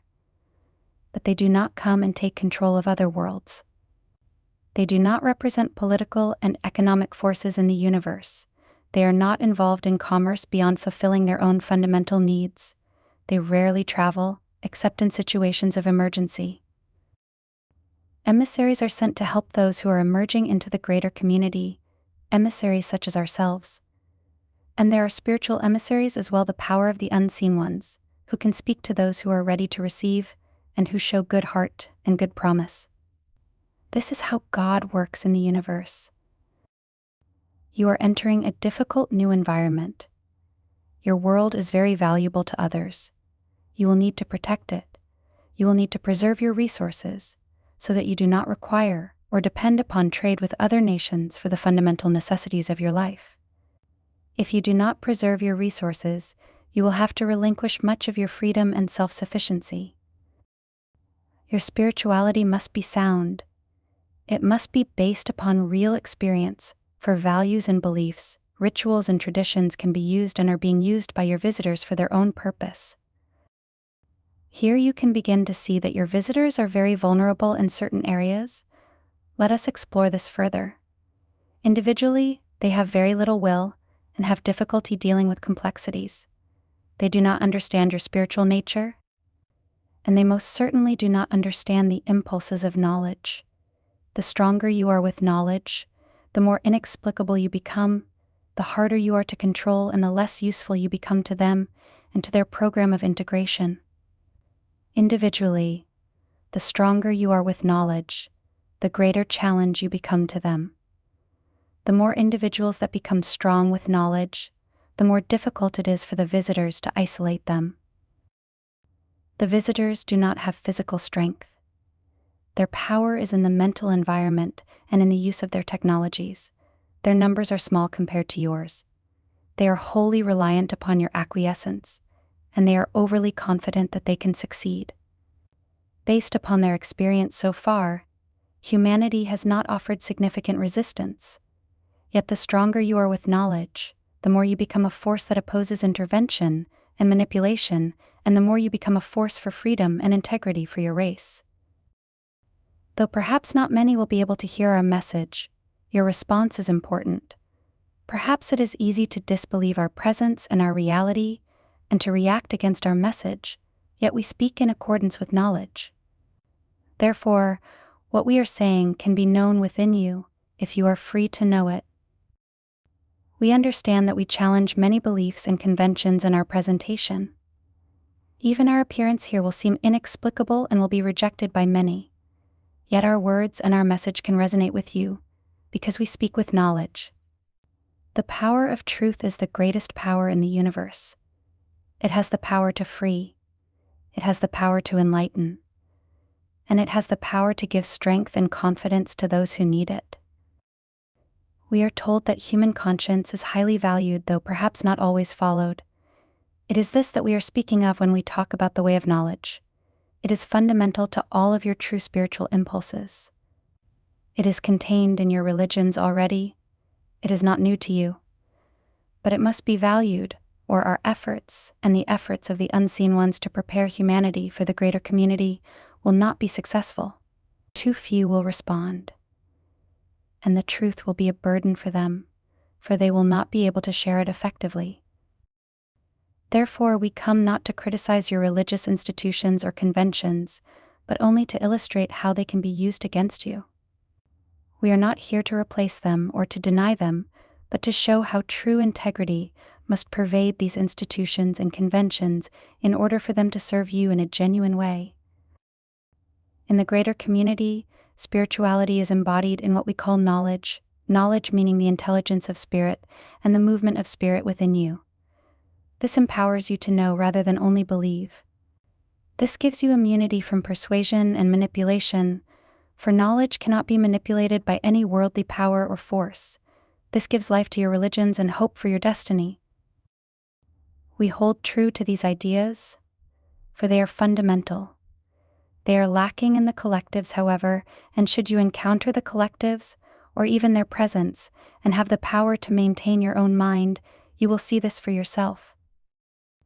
We are told that there are many people in the world who wish to give themselves over, to give themselves away to a greater power in life. This is not unique to the world of humanity, but in the greater community such an approach leads to enslavement. We understand that in your own world, before the visitors were here in such numbers, such an approach often led to enslavement. But in the greater community, you are more vulnerable and must be wiser, more careful, and more self-sufficient. Recklessness here brings with it a heavy price and great misfortune. If you can respond to knowledge and learn a greater community way of knowledge, you will be able to see these things for yourself. Then you will confirm our words rather than only believe them or deny them. The Creator is making this possible, for the Creator wills that humanity prepare for its future. That is why we have come. That is why we are watching, and now have the opportunity to report what we see. The religious traditions of the world speak well for you in their essential teachings. We have had the opportunity to learn about them from the unseen ones, but they also represent a potential weakness. If humanity were more vigilant and understood the realities of life in the greater community and the meaning of premature visitation, your risks would not be so great as they are today. There is hope and expectation that such visitation will bring great rewards and will be a fulfillment for you. Yet you have not been able to learn of the reality of the greater community or of the powerful forces that are interacting with your world. Your lack of understanding and premature trust in the visitors do not serve you. It is for this reason that the wise throughout the greater community remain hidden. They do not seek commerce in the greater community. They do not seek to be part of guilds or trading cooperatives. They do not seek diplomacy with many worlds. Their network of allegiance is more mysterious, more spiritual in nature. They understand the risks and the difficulties of exposure to the realities of life in the physical universe. They maintain their insulation, and they remain vigilant at their borders. They only seek to extend their wisdom through means that are less physical in nature. In your own world, perhaps, you can see this expressed in those who are the wisest, the most gifted, who do not seek personal advantage through commercial avenues, and who are not given to conquest and manipulation. Your own world tells you so much. Your own history tells you so much and illustrates, though on a smaller scale, everything that we are presenting to you here. Thus, it is our intention not only to warn you of the gravity of your situation, but to provide you, if we can, a greater perception and understanding of life, which you will need. And we trust that there will be enough who can hear these words and respond to the greatness of knowledge. We hope there will be those who can recognize that our messages are not here to evoke fear and panic, but to engender responsibility and a commitment to the preservation of freedom and good within your world. If humanity should fail in opposing the intervention, we can paint a picture of what this would mean. We have seen it elsewhere, for each one of us came very close, within our own worlds. Being part of a collective, the planet Earth will be mined for its resources. Its people will be corralled to work, and its rebels and heretics will be either alienated or destroyed. The world will be preserved for its agriculture and its mining interests. Human societies will exist, but only in subordination to powers from beyond your world. And should the world exhaust its usefulness, should its resources be completely taken, then you will be left bereft. The supportive life upon your world will have been taken from you, the very means of survival will have been stolen. This has happened before in many other places. In the case of this world, the collectives may choose to preserve the world for ongoing use as a strategic post and as a biological storehouse. Yet the human population would suffer terribly under such oppressive rule. The population of humanity would be reduced. The management of humanity would be given to those who are bred to lead the human race within a new order. Human freedom as you know it would no longer exist, and you would suffer under the weight of foreign rule, a rule that would be harsh and exacting. There are many collectives in the greater community. Some of them are large, some of them are small. Some of them are more ethical in their tactics, many are not. To the extent that they compete with one another for opportunities, such as the rule of your world, dangerous activities can be perpetrated. We must give this illustration so that you will have no doubt as to what we are saying. The choices before you are very limited, but very fundamental. Therefore, understand that from your visitor's perspective, you are all tribes that need to be managed and controlled in order to serve the visitor's interests. For this, your religions and a certain degree of your social reality will be preserved, but you will lose a great deal. And much will be lost before you realize what has been taken from you. Therefore, we can only advocate a vigilance, a responsibility, and a commitment to learn about life in the greater community, but to learn how to preserve your own culture and your own reality within a greater environment, and to learn how to see who is here to serve you and distinguish them from those who are not. This greater discernment is so needed in the world, even for the resolution of your own difficulties. But regarding your survival and well-being in the greater community, it is absolutely fundamental. Therefore, we encourage you to take heart. We have more to share with you. Fifth briefing threshold and new promise for humanity. In order to prepare for the alien presence that is in the world, it is necessary to learn more about life in the greater community, life that will envelope your world in the future, life that you will be a part of. Humanity's destiny was always to emerge into a greater community of intelligent life. This is inevitable and occurs in all worlds where intelligent life has been seeded and has developed. Eventually, you would have come to realize that you lived within a greater community. And eventually you would have found that you were not alone in your own world, that visitation was occurring, and that you would have to learn to contend with divergent races, forces, beliefs, and attitudes that are prevalent in the greater community in which you live. Emerging into the greater community is your destiny. Your isolation is now over. Though your world has been visited many times in the past, your isolated state has come to an end. Now it is necessary for you to realize that you are no longer alone in the universe, or even within your own world. This understanding is presented more fully in the teaching in greater community spirituality that is being presented in the world today. Our role here is to describe life as it exists in the greater community so that you may have a deeper understanding of the greater panorama of life into which you are emerging. This is necessary in order for you to be able to approach this new reality with greater objectivity, understanding, and wisdom. Humanity has lived in relative isolation for so long that it is natural for you to consider that the rest of the universe functions according to the ideas, principles, and science that you hold sacred and upon which you base your activities and your perceptions of the world. The greater community is vast. Its furthest reaches have never been explored. It is greater than any race can comprehend. Within this magnificent creation, intelligent life exists at all levels of evolution and in countless expressions. Your world exists in a part of the greater community that is fairly well inhabited. There are many areas of the greater community that have never been explored and other areas where races live in secret. Everything exists in the greater community in terms of the manifestations of life. And though life as we have been describing it seems difficult and challenging, the Creator works everywhere, reclaiming the separated through knowledge. In the greater community, there can be no one religion, one ideology, or one form of government that can be adapted to all races and all peoples. Therefore, when we speak of religion, we speak of the spirituality of knowledge, for this is the power and presence of knowledge that dwells in all intelligent life within you, within your visitors, and within other races that you will encounter in the future.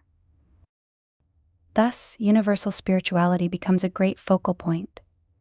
It brings together the divergent understandings and ideas that are prevalent in your world and gives your own spiritual reality a shared foundation.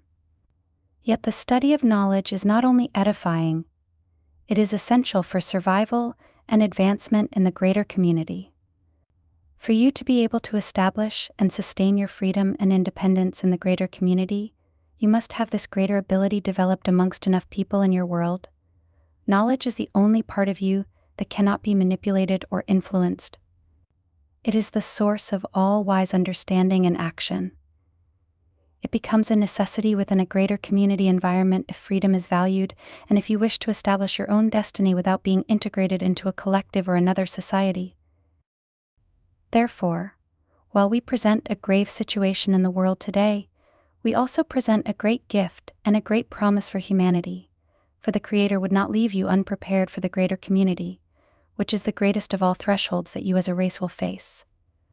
We have been blessed with this gift as well. It has been in our possession for many of your centuries. We have had to learn it both out of choice and out of necessity. Indeed, it is the presence and the power of knowledge which enables us to speak as your allies and to provide the information that we are giving in these briefings. Had we never found this great revelation, we would be isolated in our own worlds, unable to comprehend the greater forces in the universe which would shape our future and our destiny. For the gift that is being given in your world today has been given to us and to many other races as well who showed promise. This gift is especially important for emerging races such as your own who hold such promise and yet are so vulnerable in the greater community. Therefore, while there can be no one religion or ideology in the universe, there is a universal principle, understanding and spiritual reality that is available to all. So complete is it that it can speak to those who are vastly different from you. It speaks to the diversity of life in all of its manifestations. You, living within your world, now have the opportunity to learn of such a great reality, to experience its power and grace for yourselves. Indeed, ultimately this is the gift that we wish to reinforce, for this will preserve your freedom and your self-determination and will open the door to a greater promise in the universe. However, you have adversity and a great challenge at the outset. This requires you to learn a deeper knowledge and a greater awareness. Should you respond to this challenge, you become the beneficiary, not only for yourself but for your entire race. The teaching in greater community spirituality is being presented in the world today. It has never been presented here before. It is being given through one person, who serves as the intermediary and speaker for this tradition.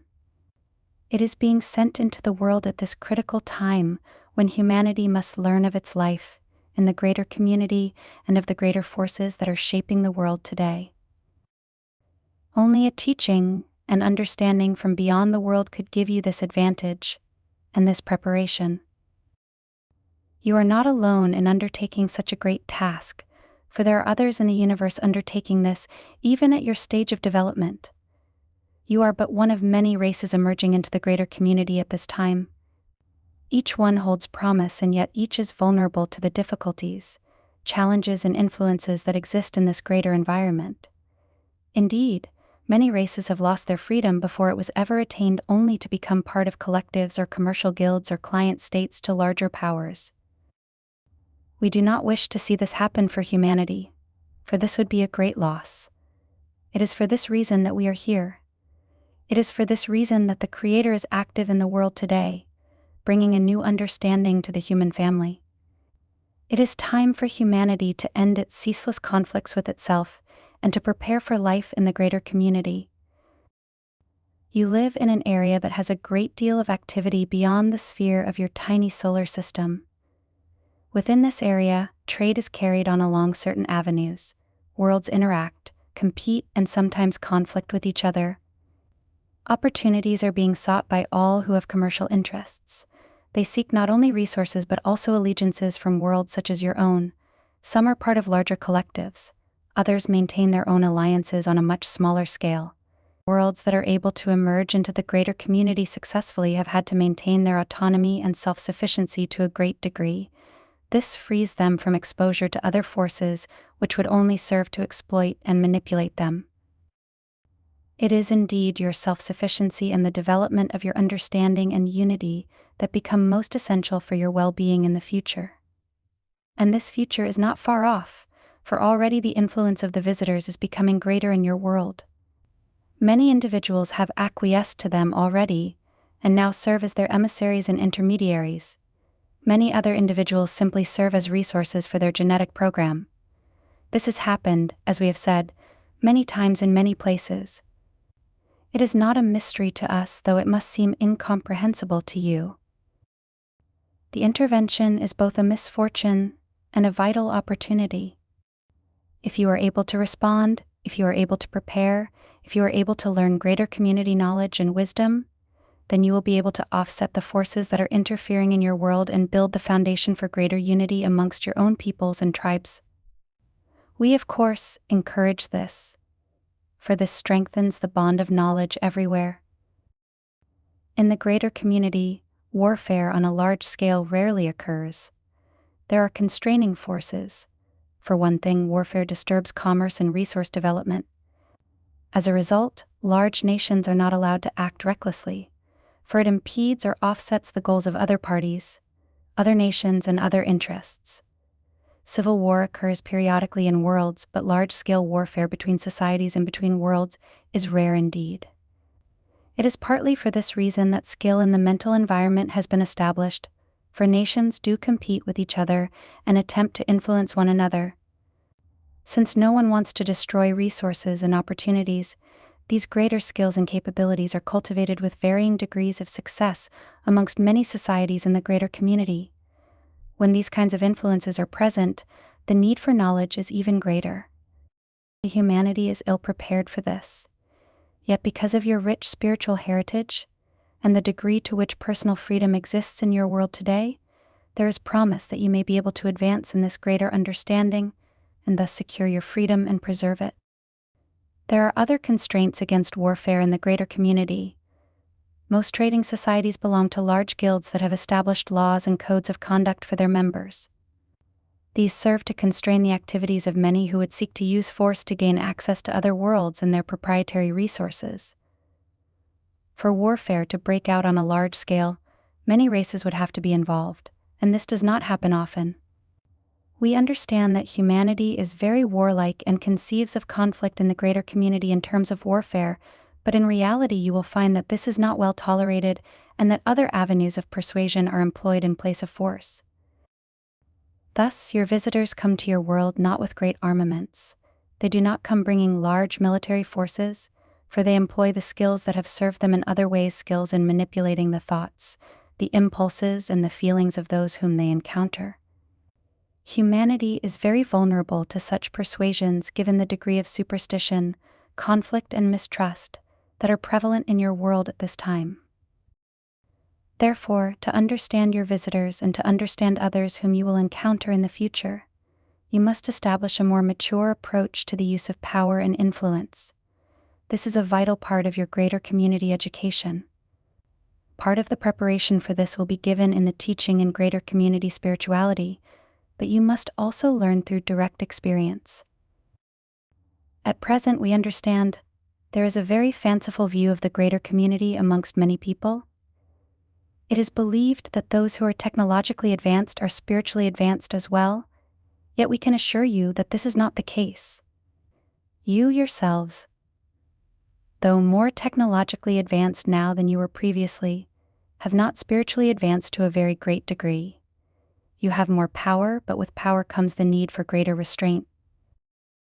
There are those in the greater community who have far more power than you at a technological level, and even at the level of thought. You will evolve to deal with them, but weaponry will not be your focus. For warfare on an interplanetary scale is so destructive that everyone loses. What are the spoils of such a conflict? What advantages does it secure? Indeed, when such conflict does exist, it happens in space itself and rarely in terrestrial environments. Rogue nations and those who are destructive and aggressive are quickly countered, particularly if they exist in well-populated areas where commerce is carried on. Therefore, it is necessary for you to understand the nature of conflict in the universe, because this will give you insight into the visitors and their needs, why they function the way they do, why individual freedom is unknown amongst them, and why they rely upon their collectives. This gives them stability and power, but it also renders them vulnerable to those who are skilled with knowledge. Knowledge enables you to think in any number of ways, to act spontaneously, to perceive reality beyond the obvious, and to experience the future and the past. Such abilities are beyond the reach of those who can only follow the regimens and the dictates of their cultures. You are far behind the visitors technologically, but you have the promise to develop skills in the way of knowledge, skills which you will need and must learn to rely upon increasingly. We would not be the allies of humanity if we did not teach you about life in the greater community. We have seen much. We have encountered many different things. Our worlds were overcome and we had to regain our freedom. We know, from error and from experience, the nature of the conflict and the challenge that you face today. That is why we are well suited for this mission in our service to you. However, you will not meet us, and we will not come to meet the leaders of your nations. That is not our purpose. Indeed, you need as little interference as possible, but you do need great assistance. There are new skills that you must develop and a new understanding that you must gain. Even a benevolent society, should they come to your world, would have such an influence and such an impact upon you that you would become dependent upon them, and would not establish your own strength, your own power, and your own self-sufficiency. You would be so reliant upon their technology and upon their understanding that they would not be able to leave you. And indeed, their arrival here would make you even more vulnerable to interference in the future. For you would desire their technology, and you would want to travel along the corridors of trade in the greater community. Yet you would not be prepared, and you would not be wise. That is why your future friends are not here. That is why they are not coming to help you. For you would not become strong if they did. You would want to associate with them, you would want to have alliances with them, but you would be so weak that you could not protect yourselves. In essence, you would become part of their culture, which they do not will. Perhaps many people will not be able to understand what we are saying here, but in time this will make perfect sense to you, and you will see its wisdom and its necessity. At this moment, you are far too frail, too distracted, and too conflicted to form strong alliances, even with those who could be your future friends. Humanity cannot yet speak as one voice, and so you are prone to intervention and manipulation from beyond. As the reality of the greater community becomes more well known within your world, and if our message can reach enough people, then there will be a growing consensus that there is a greater problem facing humanity. This could create a new basis for cooperation and consensus. For what possible advantage can one nation in your world have over another when the entire world is threatened by the intervention? And who could seek to gain individual power in an environment where alien forces are intervening? If freedom is to be real in your world, it must be shared. It must be recognized and known. It cannot be the privilege of the few, or there will be no real strength here. We understand from the unseen ones that already there are people who seek world dominion because they believe they have the visitor's blessings and support. They have the visitor's assurance that they will be assisted in their quest for power. And yet, what are they giving away but the keys to their own freedom and the freedom of their world? They are unknowing and unwise. They cannot see their error. We also understand that there are those who believe that the visitors are here to represent a spiritual renaissance and a new hope for humanity. But how can they know? They who know nothing of the greater community. It is their hope and their desire that this be the case, and such wishes are accommodated by the visitors, for very obvious reasons.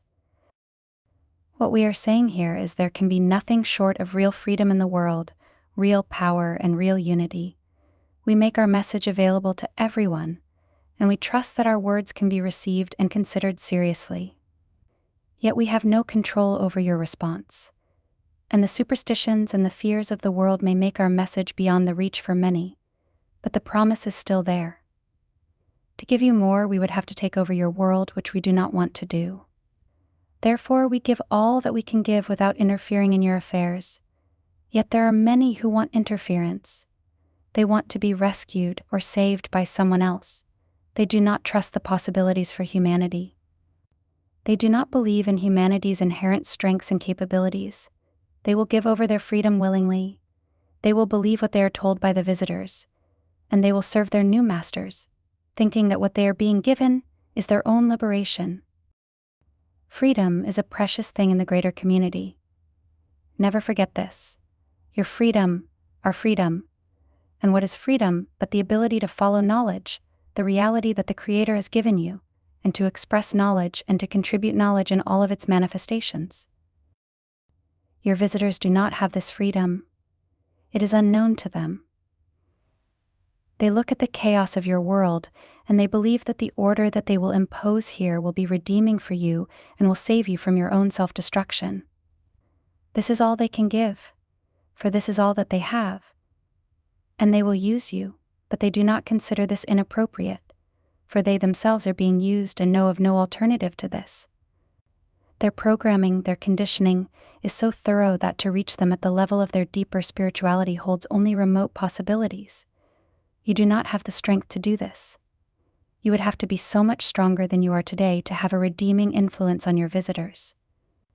And yet, their conformity is not so unusual in the greater community. It is very common in large collectives, where uniformity and compliance are essential to efficient functioning, particularly over vast areas of space. Therefore, do not look at the greater community with fear, but with objectivity. The conditions that we are describing already exist in your world. You can understand these things. Manipulation is known to you. Influence is known to you. You have just never encountered them on such a great scale, nor have you ever had to compete with other forms of intelligent life. As a result, you do not yet have the skills to do so. We speak of knowledge because it is your greatest ability. Regardless of what technology you can develop over time, knowledge is your greatest promise. You are far behind the visitors in your technological development, so you must rely upon knowledge. It is the greatest force in the universe, and your visitors do not use it. It is your only hope. That is why the teaching in greater community spirituality teaches the way of knowledge, provides the steps to knowledge, and teaches greater community wisdom and insight. Without this preparation, you would not have the skill or the perspective to understand your dilemma or to respond to it effectively. It is too big, it is too new, and you are not adapted to these new circumstances. The visitor's influence is growing with each passing day. Every person who can hear this, feel this, and know this must learn the way of knowledge, the greater community way of knowledge. This is a calling. It is a gift. It is a challenge. Under more pleasant circumstances, well, the need may not seem as great. But the need is tremendous, for there is no security, there is no place to hide, there is no retreat in the world that is secure from the alien presence that is here. That is why there are only two choices: you can acquiesce, or you can stand for your freedom. This is the great decision placed before each person. This is the great turning point. You cannot be foolish in the greater community. It is too demanding an environment. It requires excellence, commitment. Your world is too valuable. The resources here are coveted by others. The strategic position of your world is held in high regard. Even if you were living in some remote world far from any trade route, far from all commercial engagements, eventually you would be discovered by someone. That eventuality has come for you now, and it is well underway. Take heart, then. This is a time for courage, not ambivalence. The gravity of the situation facing you only confirms the importance of your life and your response, and the importance of the preparation that is being given in the world today. It is not only for your edification and advancement, it is for your protection and your survival as well. 6th Briefing Questions and Answers. Note these questions were sent to New Knowledge Library by many of the first readers of the Allies material.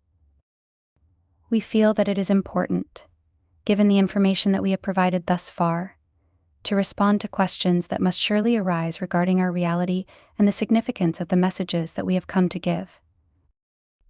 Given the lack of hard evidence, why should people believe what you are telling them about the intervention? First, there must be great evidence concerning the visitation to your world. We have been told that this is the case. Yet we have also been told by the unseen ones that people do not know how to understand the evidence and that they give it their own meaning, a meaning that they prefer to give it, a meaning that provides comfort and reassurance for the most part. We are certain that there is adequate evidence to verify that the intervention is occurring in the world today if one takes the time to look and to investigate this matter. The fact that your governments or religious leaders do not reveal such things does not mean that such a great event is not occurring in your midst. How can people know that you are real? Regarding our reality, we cannot demonstrate our physical presence to you, and so you must discern the meaning and the import of our words. At this point, It is not merely a matter of belief. It requires a greater recognition, a knowledge, a resonance. The words we speak we believe are true, but that does not assure that they can be received as such. We cannot control the response to our message. There are people who require more evidence than can possibly be given. For others, such evidence will not be necessary, for they will feel an inner confirmation. In the meantime, perhaps we remain a controversy, and yet we hope and we trust that our words can be considered seriously and that the evidence that does exist, which is substantial, can be gathered and understood by those who are willing to give this their effort and their focus in life. From our perspective, there is no greater problem, challenge, and opportunity to receive your attention. Therefore, you are at the beginning of a new understanding. This does require faith and self-reliance. Many will reject our words simply because they do not believe that we could possibly exist. Others perhaps will think that we are part of some manipulation that is being cast upon the world. We cannot control these responses. We can only reveal our message and our presence in your life, however removed that presence may be. It is not our presence here that is of paramount importance, but the message that we have come to reveal and the greater perspective and understanding that we can provide for you. Your education must begin somewhere. All education begins with the desire to know. We hope that through our discourses we can gain at least part of your confidence in order to begin to reveal what we are here to offer. What do you have to say to those who view the intervention as a positive thing? We understand, first of all, the expectation that all forces from the heavens are related to your spiritual understanding, traditions, and fundamental beliefs.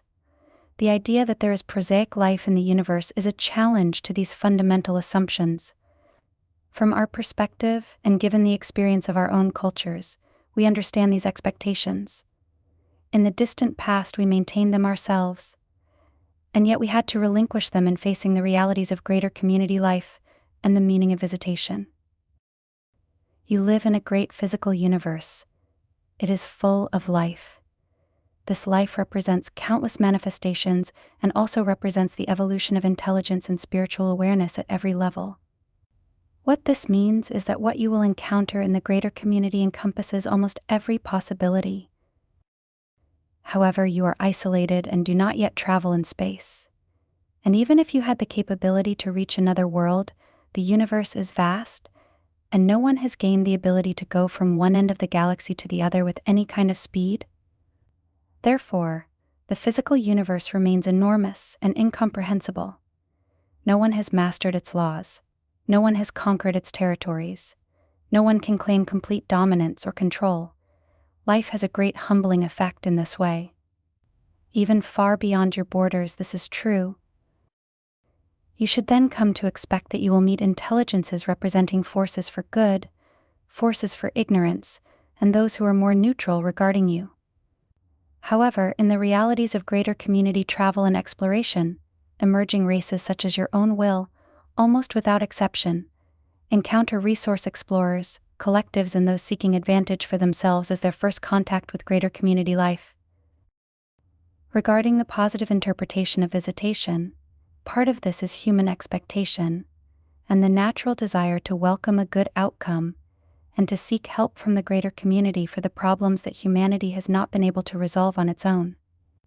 It is normal to expect such things, particularly when you are considering that your visitors have greater capabilities than do you. However, a large part of the problem in interpreting the Great Visitation has to do with the will and the agenda of the visitors themselves.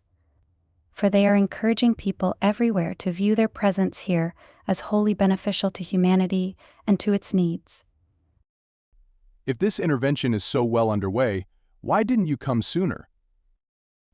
At an earlier time, many years ago, several groups of your allies came to your world to visit in an attempt to give a message of hope, to prepare humanity. But alas, their messages could not be understood and were misused by those few who could receive them. In the wake of their coming, the visitors from the collectives have amassed and gathered here. It has been known to us that this would happen, for your world is far too valuable to be overlooked, and as we have said, It does not exist in a remote and distant part of the universe. Your world has been observed for a long time by those who would seek to use it for their own benefit. Why can't our allies stop the intervention? We are only here to observe and to advise. The great decisions facing humanity are in your hands. No one else can make these decisions for you. Even your great friends far beyond your world would not intervene, for if they did so, it would cause warfare, and your world would become a battleground between opposing forces.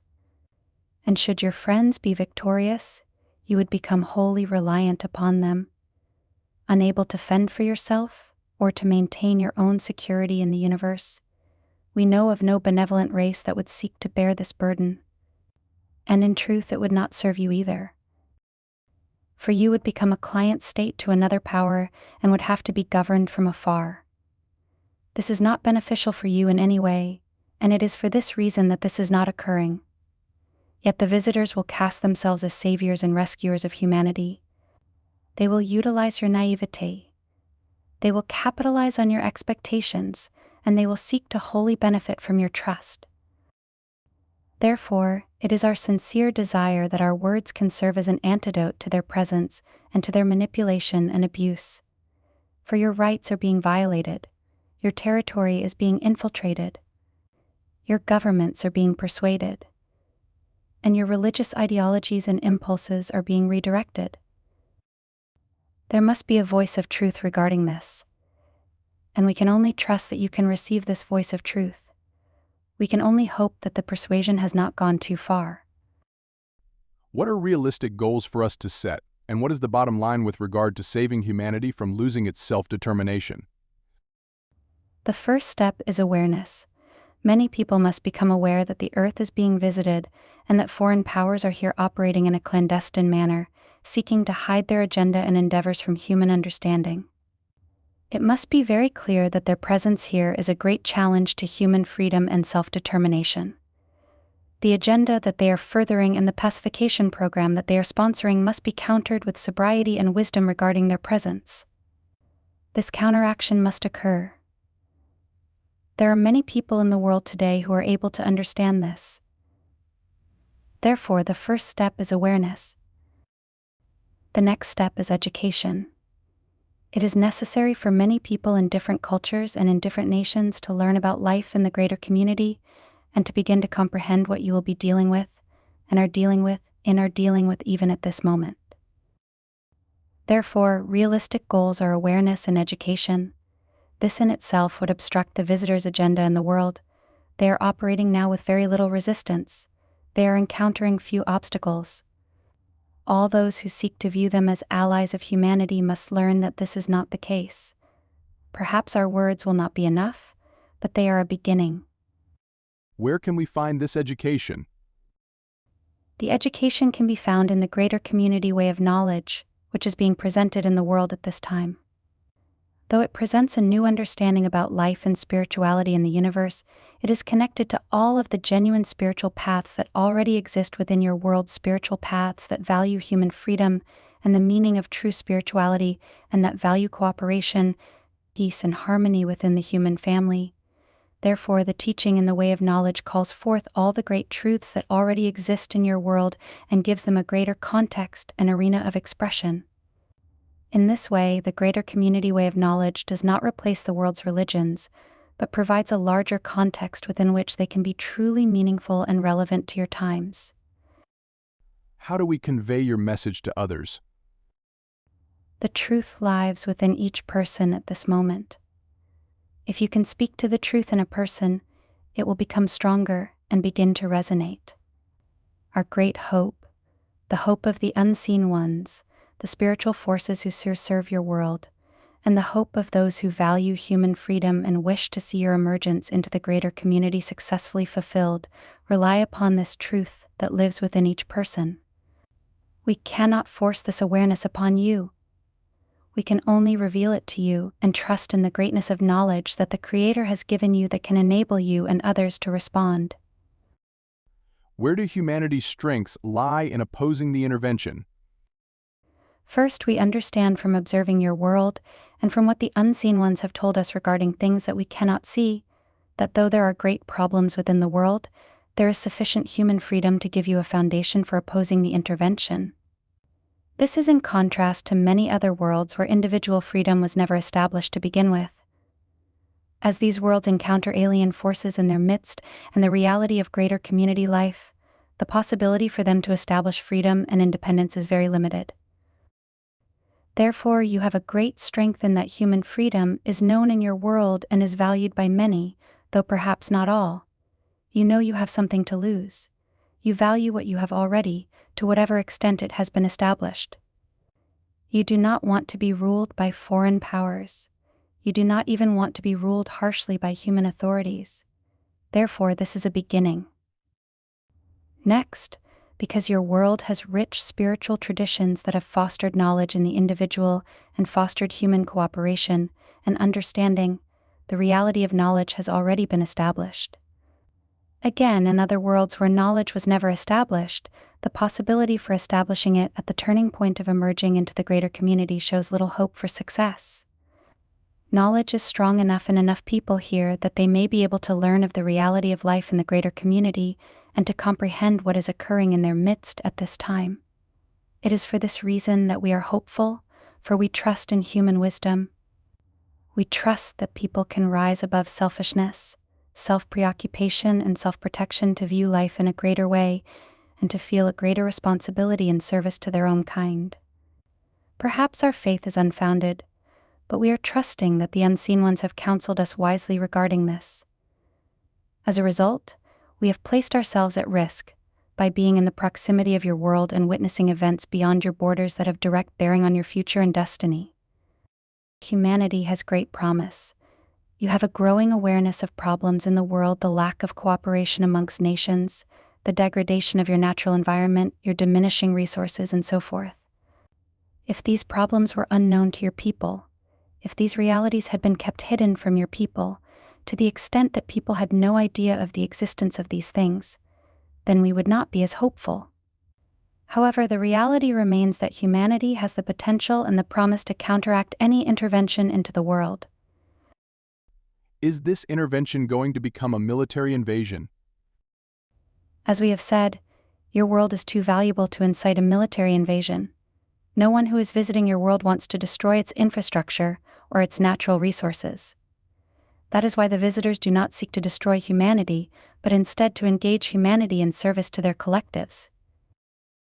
It is not military invasion that threatens you. It is the power of inducement and persuasion.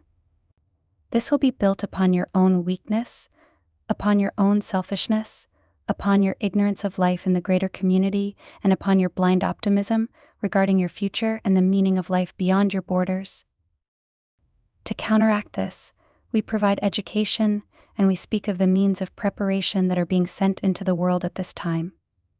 If you did not already know human freedom, if you were not already aware of the problems endemic to your world, then we could not entrust such a preparation to you. And we would not have confidence that our words would resonate with the truth of what you know. Can you influence people as powerfully as the visitors, but for the good? Our intention is not to influence individuals. Our intention is only to present the problem and the reality into which you are emerging. The unseen ones are providing the actual means of preparation, for that comes from the Creator of all life. In this, the unseen ones influence individuals for the good. But there are restraints. As we have said, it is your self-determination that must be strengthened. It is your power that must be increased. It is your cooperation amongst the human family that must be supported. There are limits as to how much help we can provide. Our group is small. We are not walking amongst you. Therefore, the great understanding of your new reality must be shared from person to person. It cannot be forced upon you from a foreign power, even if it were for your own good. We would not, then, be supporting your freedom and self-determination if we sponsored such a program of persuasion. Here you cannot be like children. You must become mature and responsible. It is your freedom that is at stake. It is your world that is at stake. It is your cooperation with each other that is needed. You now have a great cause to unite your race, for none of you will benefit without the other. No nation will benefit if any other nation falls under alien control. Human freedom must be complete. The cooperation must occur around your world. For everyone is in the same situation now. The visitors do not favor one group over another, one race over another, one nation over another. They only seek the avenue of least resistance to establish their presence and their domination of your world. How extensive is their infiltration of humanity? The visitors have a significant presence within the most advanced nations in your world, particularly the nations of Europe, Russia, Japan, and the United States. These are viewed as the strongest nations, having the greatest power and influence. It is there that the visitors will concentrate. However, they are taking people from all over the world, and they are furthering their pacification program with all those that they capture, if those individuals can be responsive to their influence. Therefore, the visitors' presence is worldwide, but they are concentrating on those whom they hope will become their allies. These are the nations and governments and religious leaders who hold the greatest power and sway over human thought and conviction. How much time do we have? How much time do you have? You have some time, how much we cannot tell. But we come with an urgent message. This is not a problem that can simply be avoided or denied. From our perspective, it is the most important challenge facing humanity. It is of the greatest concern, the first priority. You are late in your preparation. This was caused by many factors beyond our control. But there is time if you can respond. The outcome is uncertain, and yet there is still hope for your success. How can we focus on this intervention given the immensity of other global problems which are occurring right now? First of all, we feel that there are no other problems in the world that are as important as this. From our perspective, whatever you can resolve on your own will have little meaning in the future if your freedom is lost. What could you hope to gain? What could you hope to achieve or secure if you are not free in the greater community? All of your accomplishments would be given to your new governors, all of your wealth would be bestowed upon them. And though your visitors are not cruel, they are completely committed to their agenda. You are valued only insofar as you can be useful to their cause. It is for this reason that we do not feel that there are any other problems facing humanity as important as this. Who is likely to respond to this situation? Regarding who can respond, there are many people in the world today who have an inherent knowledge of the greater community and who are sensitive to it. There are many others who have been taken by the visitors already but who have not yielded to them or to their persuasion. And there are many others who are concerned about the future of the world and who are alerted to the dangers that humanity faces. People in all or any of these three categories may be amongst the first to respond to the greater community reality and to the preparation for the greater community. They may come from any walk of life, from any nation, from any religious background, or from any economic group. They are literally all over the world. It is upon them, and upon their response, that the great spiritual powers that protect and oversee human welfare are depending. You mentioned that individuals are being taken all over the world. How can people protect themselves or others from being abducted? The more you can become strong with knowledge and aware of the visitor's presence, the less you become a desirable subject for their study and manipulation. The more you use your encounters with them to gain insight into them, the more of a hazard you become. As we have said, they seek the path of least resistance. They want individuals who are compliant and yielding. They want those who cause them few problems and little concern. Yet, as you become strong with knowledge, you will be beyond their control, because now they cannot capture your mind or your heart. And with time you will have the power of perception to see into their minds, which they do not wish. You then become a danger to them, a challenge to them, and they will avoid you if they can. The visitors do not want to be revealed. They do not wish for conflict. They are overly confident that they can achieve their goals without serious resistance from the human family. But once such resistance is mounted, once the power of knowledge awakens in the individual, then the visitors are facing a much more formidable obstacle. Their intervention here becomes thwarted and more difficult to achieve, and their persuasion of those in power becomes more difficult to accomplish. Therefore, it is the individual's response and commitment to the truth that are essential here. Become aware of the visitor's presence. Do not yield to the persuasion that their presence here is of a spiritual nature or that it holds great benefit or salvation for humanity. Resist the persuasion. Regain your own inner authority, the great gift that the Creator has given to you. Become a force to be reckoned with regarding any who would trespass against or deny your fundamental rights. This is spiritual power being expressed. It is the will of the Creator that humanity should emerge into the greater community united within itself and free from foreign intervention and domination.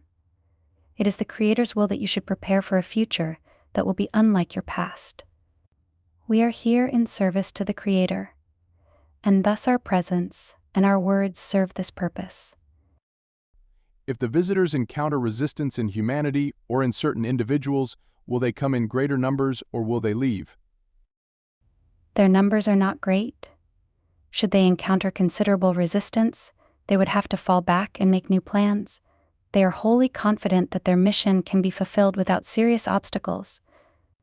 Yet should serious obstacles arise, then their intervention and persuasion would be thwarted, and they would have to find other ways of gaining contact with humanity. We trust that the human family can generate enough resistance and enough consensus in order to offset these influences. It is upon this that we are basing our hope and efforts. What are the most important questions that we must ask of ourselves and others with respect to this problem of alien infiltration? Perhaps the most critical questions to ask yourself are we humans alone within the universe or in our own world? Are we being visited at this time? Is this visitation beneficial to us? Do we need to prepare? These are very fundamental questions, but they must be asked. There are many questions, however, that cannot be answered, for you do not know enough about life in the greater community, and you are not yet confident that you have the ability to counteract these influences. There are many things lacking in human education, which is primarily focused upon the past. Humanity is emerging from a long state of relative isolation. Its education, its values, and its institutions were all established within this state of isolation. Yet your isolation now is over forever. It was always known that this would happen. It was inevitable that this would be the case. Therefore, your education and your values are entering into a new context, to which they must adapt. And the adaptation must happen quickly because of the nature of the intervention in the world today. There will be many questions that you cannot answer. You will have to live with them. Your education about the greater community is only at the very beginning. You must approach it with great sobriety and care. You must counteract your own tendencies to try and make the situation pleasant or reassuring. You must develop an objectivity about life, and you must look beyond your own personal sphere of interests in order to put yourself in a position to respond to the greater forces and events that are shaping your world and your future. What if enough people cannot respond? We are confident that enough people can respond and begin their great education about life in the greater community in order to give promise and hope to the human family. If this cannot be achieved, then those who value their freedom and who have this education will have to retreat. They will have to keep knowledge alive in the world as the world falls under complete control. This is a very grave alternative, and yet it has occurred in other worlds. The journey back to freedom from such a position is quite difficult. We hope that this will not be your fate, and that is why we are here giving you this information. As we have said, there are enough people in the world who can respond to offset the intentions of the visitors and to thwart their influence on human affairs and human values. You speak of other worlds emerging into the greater community. Can you speak of successes and failures which might have bearing on our situation? There have been successes or we would not be here. In my case, as the speaker for our group, our world had already been greatly infiltrated before we realized the situation at hand. Our education was prompted by the arrival of a group such as ourselves, providing insight and information about our situation. We had alien resource traders in our world interacting with our government. Those who were in power at that time were persuaded that trade and commerce would be beneficial to us, for we were beginning to experience resource depletion. Though our race was united, unlike your own, we began to be wholly dependent upon the new technology and opportunities that were being presented to us.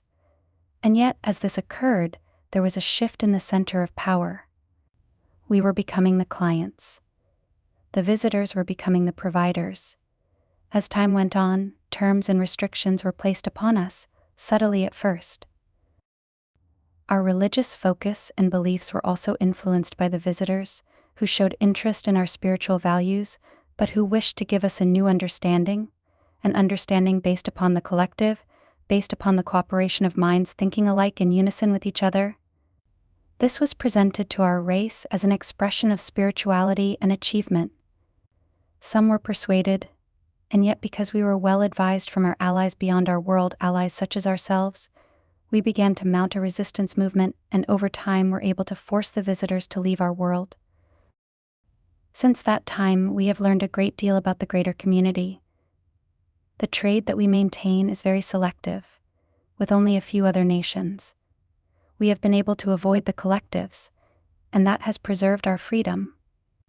And yet our success was difficult to achieve, for there were many of us who had to die in the face of this conflict. Ours is a story of success, but not without cost. There are others in our group who have experienced similar difficulties in their interaction with intervening powers in the greater community, and yet because we eventually learned to travel beyond our borders, we gained alliance with one another.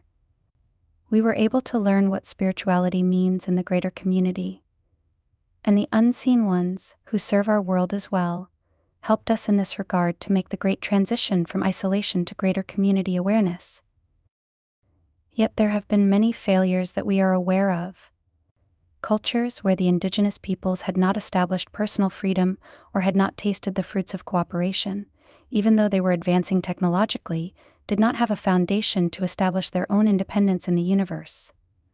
Their ability to resist the collectives was very limited, induced by promises of greater power, greater technology, and greater wealth, and induced by the seeming benefits of trade in the greater community. Their center of power left their world.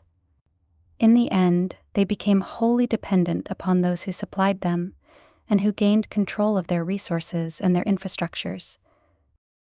Surely you can imagine how this could be the case. Even within your own world, according to your history, you have seen smaller nations fall under the domination of greater ones. You can see this even today. Therefore, these ideas are not wholly foreign to you. In the greater community, as in your world, the strong will dominate the weak if they can. This is a reality of life everywhere. And it is for this reason that we are encouraging your awareness and your preparation, in order that you may become strong and your self-determination may grow.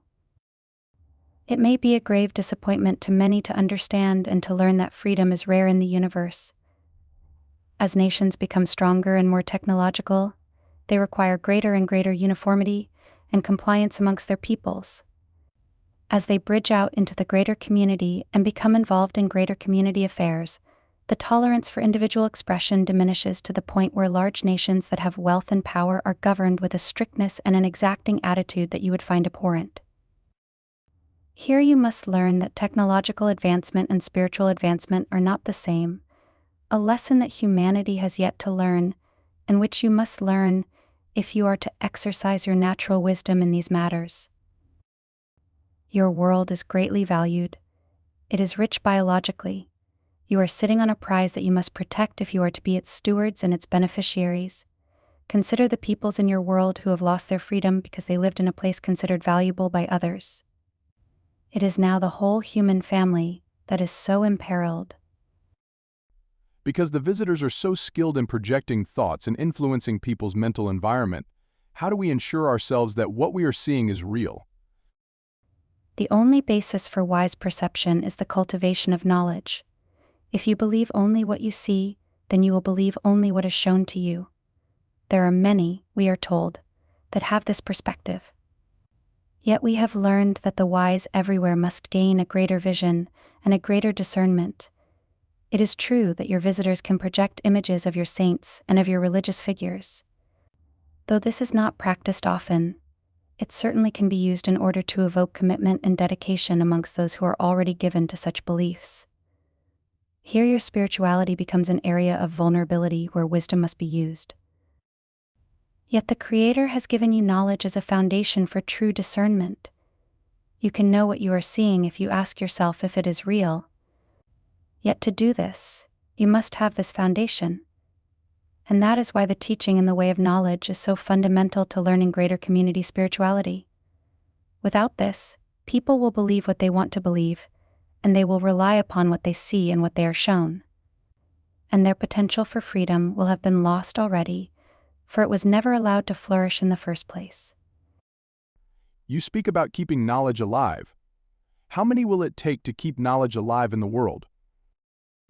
We cannot give you a number, but it must be strong enough to generate a voice within your own cultures. If this message can only be received by a few, they will not have this voice or this strength. Here they must share their wisdom. It cannot be purely for their own edification. Many more must learn of this message, many more than can receive it today. Is there a danger in presenting this message? There is always a danger in presenting the truth, not only in your world but elsewhere. People gain advantage from the circumstances as they currently exist. The visitors will offer advantage to those in power, who can receive them and who are not strong in knowledge. People become accustomed to these advantages and build their lives upon them. This makes them resistant or even hostile to the presentation of truth, which calls for their responsibility in service to others and which may threaten the basis of their wealth and achievements. This is why we are hidden and do not walk in your world. Certainly the visitors would destroy us if they could find us. But humanity may seek to destroy us as well because of what we represent, because of the challenge and the new reality that we demonstrate. Not everyone is ready to receive the truth, even though it is greatly needed. Can individuals who are strong with knowledge influence the visitors? The chance of success here is very limited. You are dealing with a collective of beings who have been bred to be compliant, whose whole life and experience have been encompassed and engendered by a collective mentality. They do not think for themselves. For this reason, we do not feel that you can influence them. There are few amongst the human family who have the strength to do this, and even here the possibility for success would be very limited. So the answer must be no for all practical purposes. You cannot win them over. How are collectives different from a united humanity? Collectives are made up of different races and of those who are bred to serve those races. Many of the beings that are being encountered in the world are bred by collectives to be servants. Their genetic heritage has long been lost to them. They are bred to serve, as you breed animals to serve you. The human cooperation that we are promoting is a cooperation that preserves the self-determination of individuals and provides a position of strength from which humanity can interact, not only with the collectives but with others who will visit your shores in the future. A collective is based upon one belief, one set of principles, and one authority. Its emphasis is complete allegiance to an idea or an ideal. Not only is this engendered in the education of your visitors, but in their genetic code as well. That is why they behave in the ways that they do. This is both their strength and their weakness. They have great strength in the mental environment because their minds are united. But they are weak because they cannot think for themselves. They cannot deal with complexities or adversity very successfully. A man or woman of knowledge would be incomprehensible to them. Humanity must unite to preserve its freedom, but this is a very different establishment from the creation of a collective. We call them collectives because they are collectives of different races and nationalities. Collectives are not one race.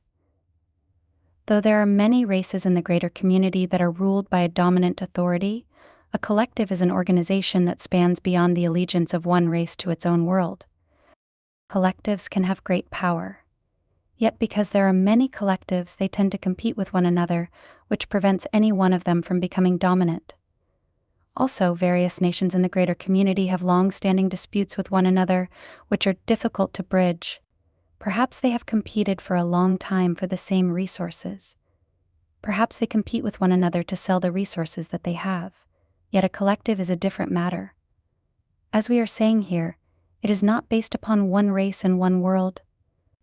They are the result of conquest and domination.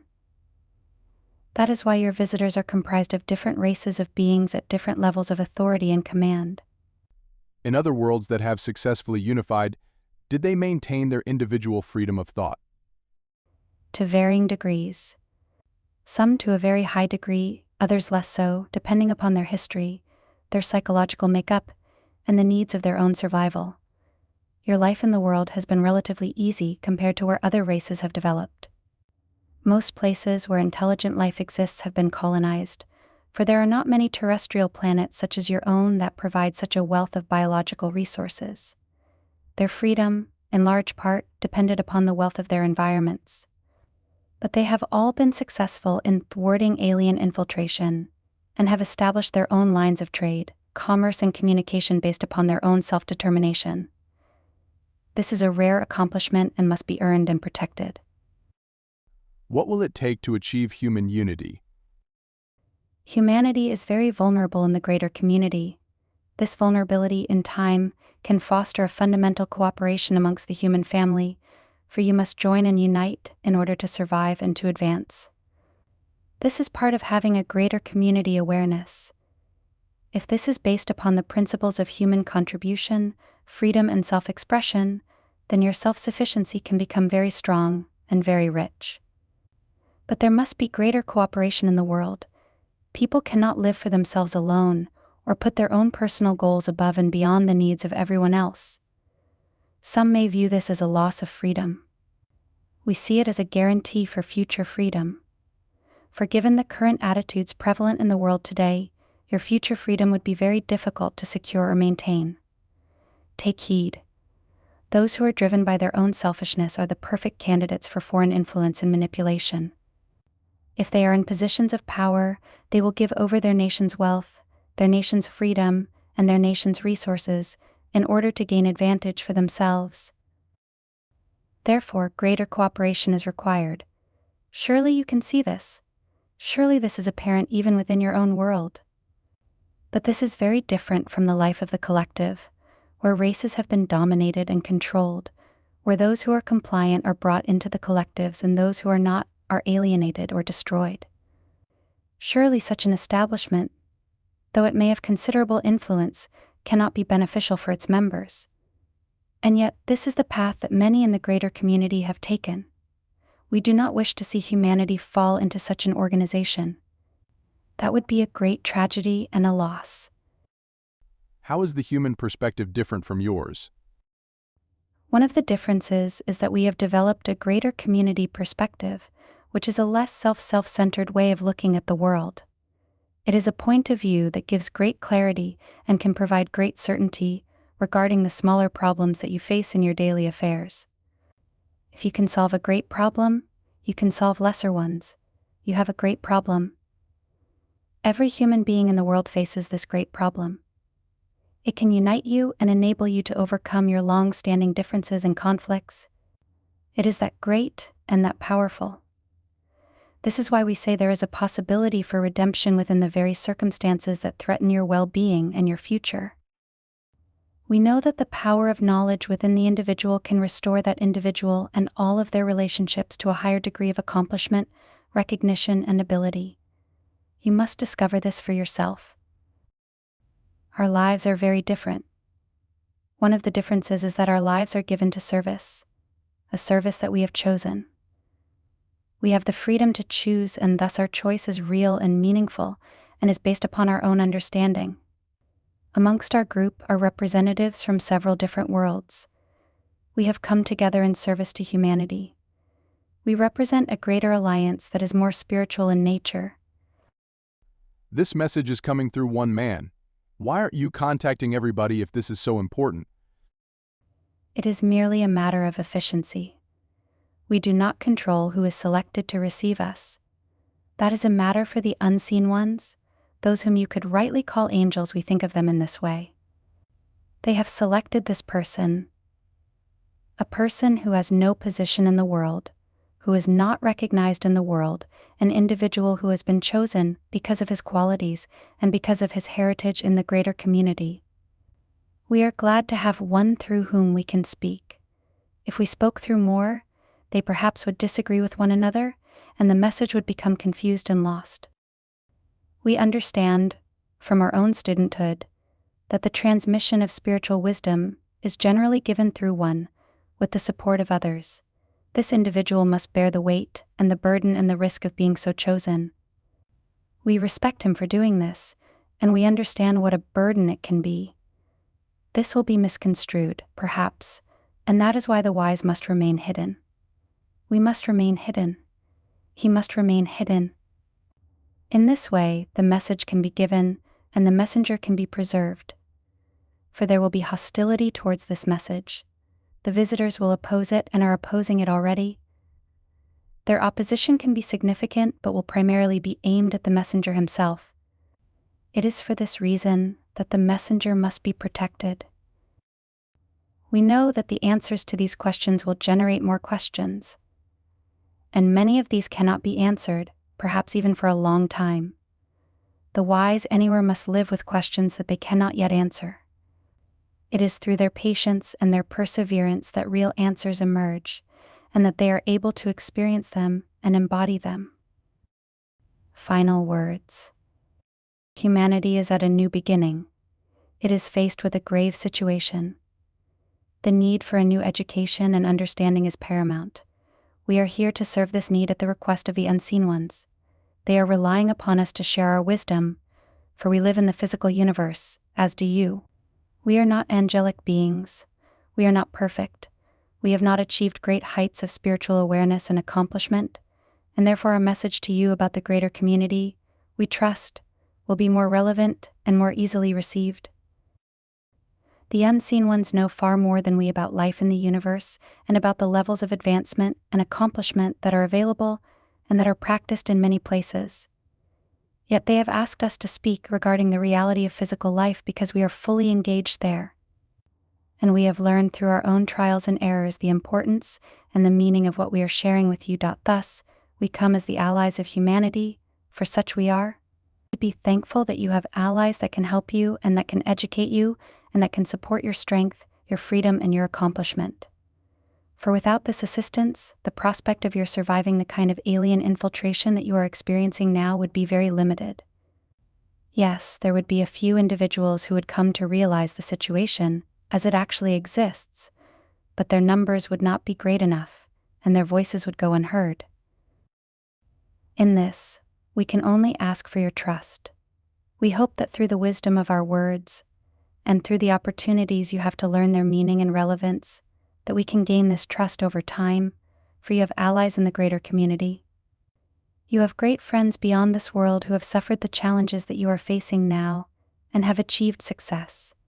Because we were assisted, we must now assist others. That is our sacred covenant. It is to this that we are firmly committed,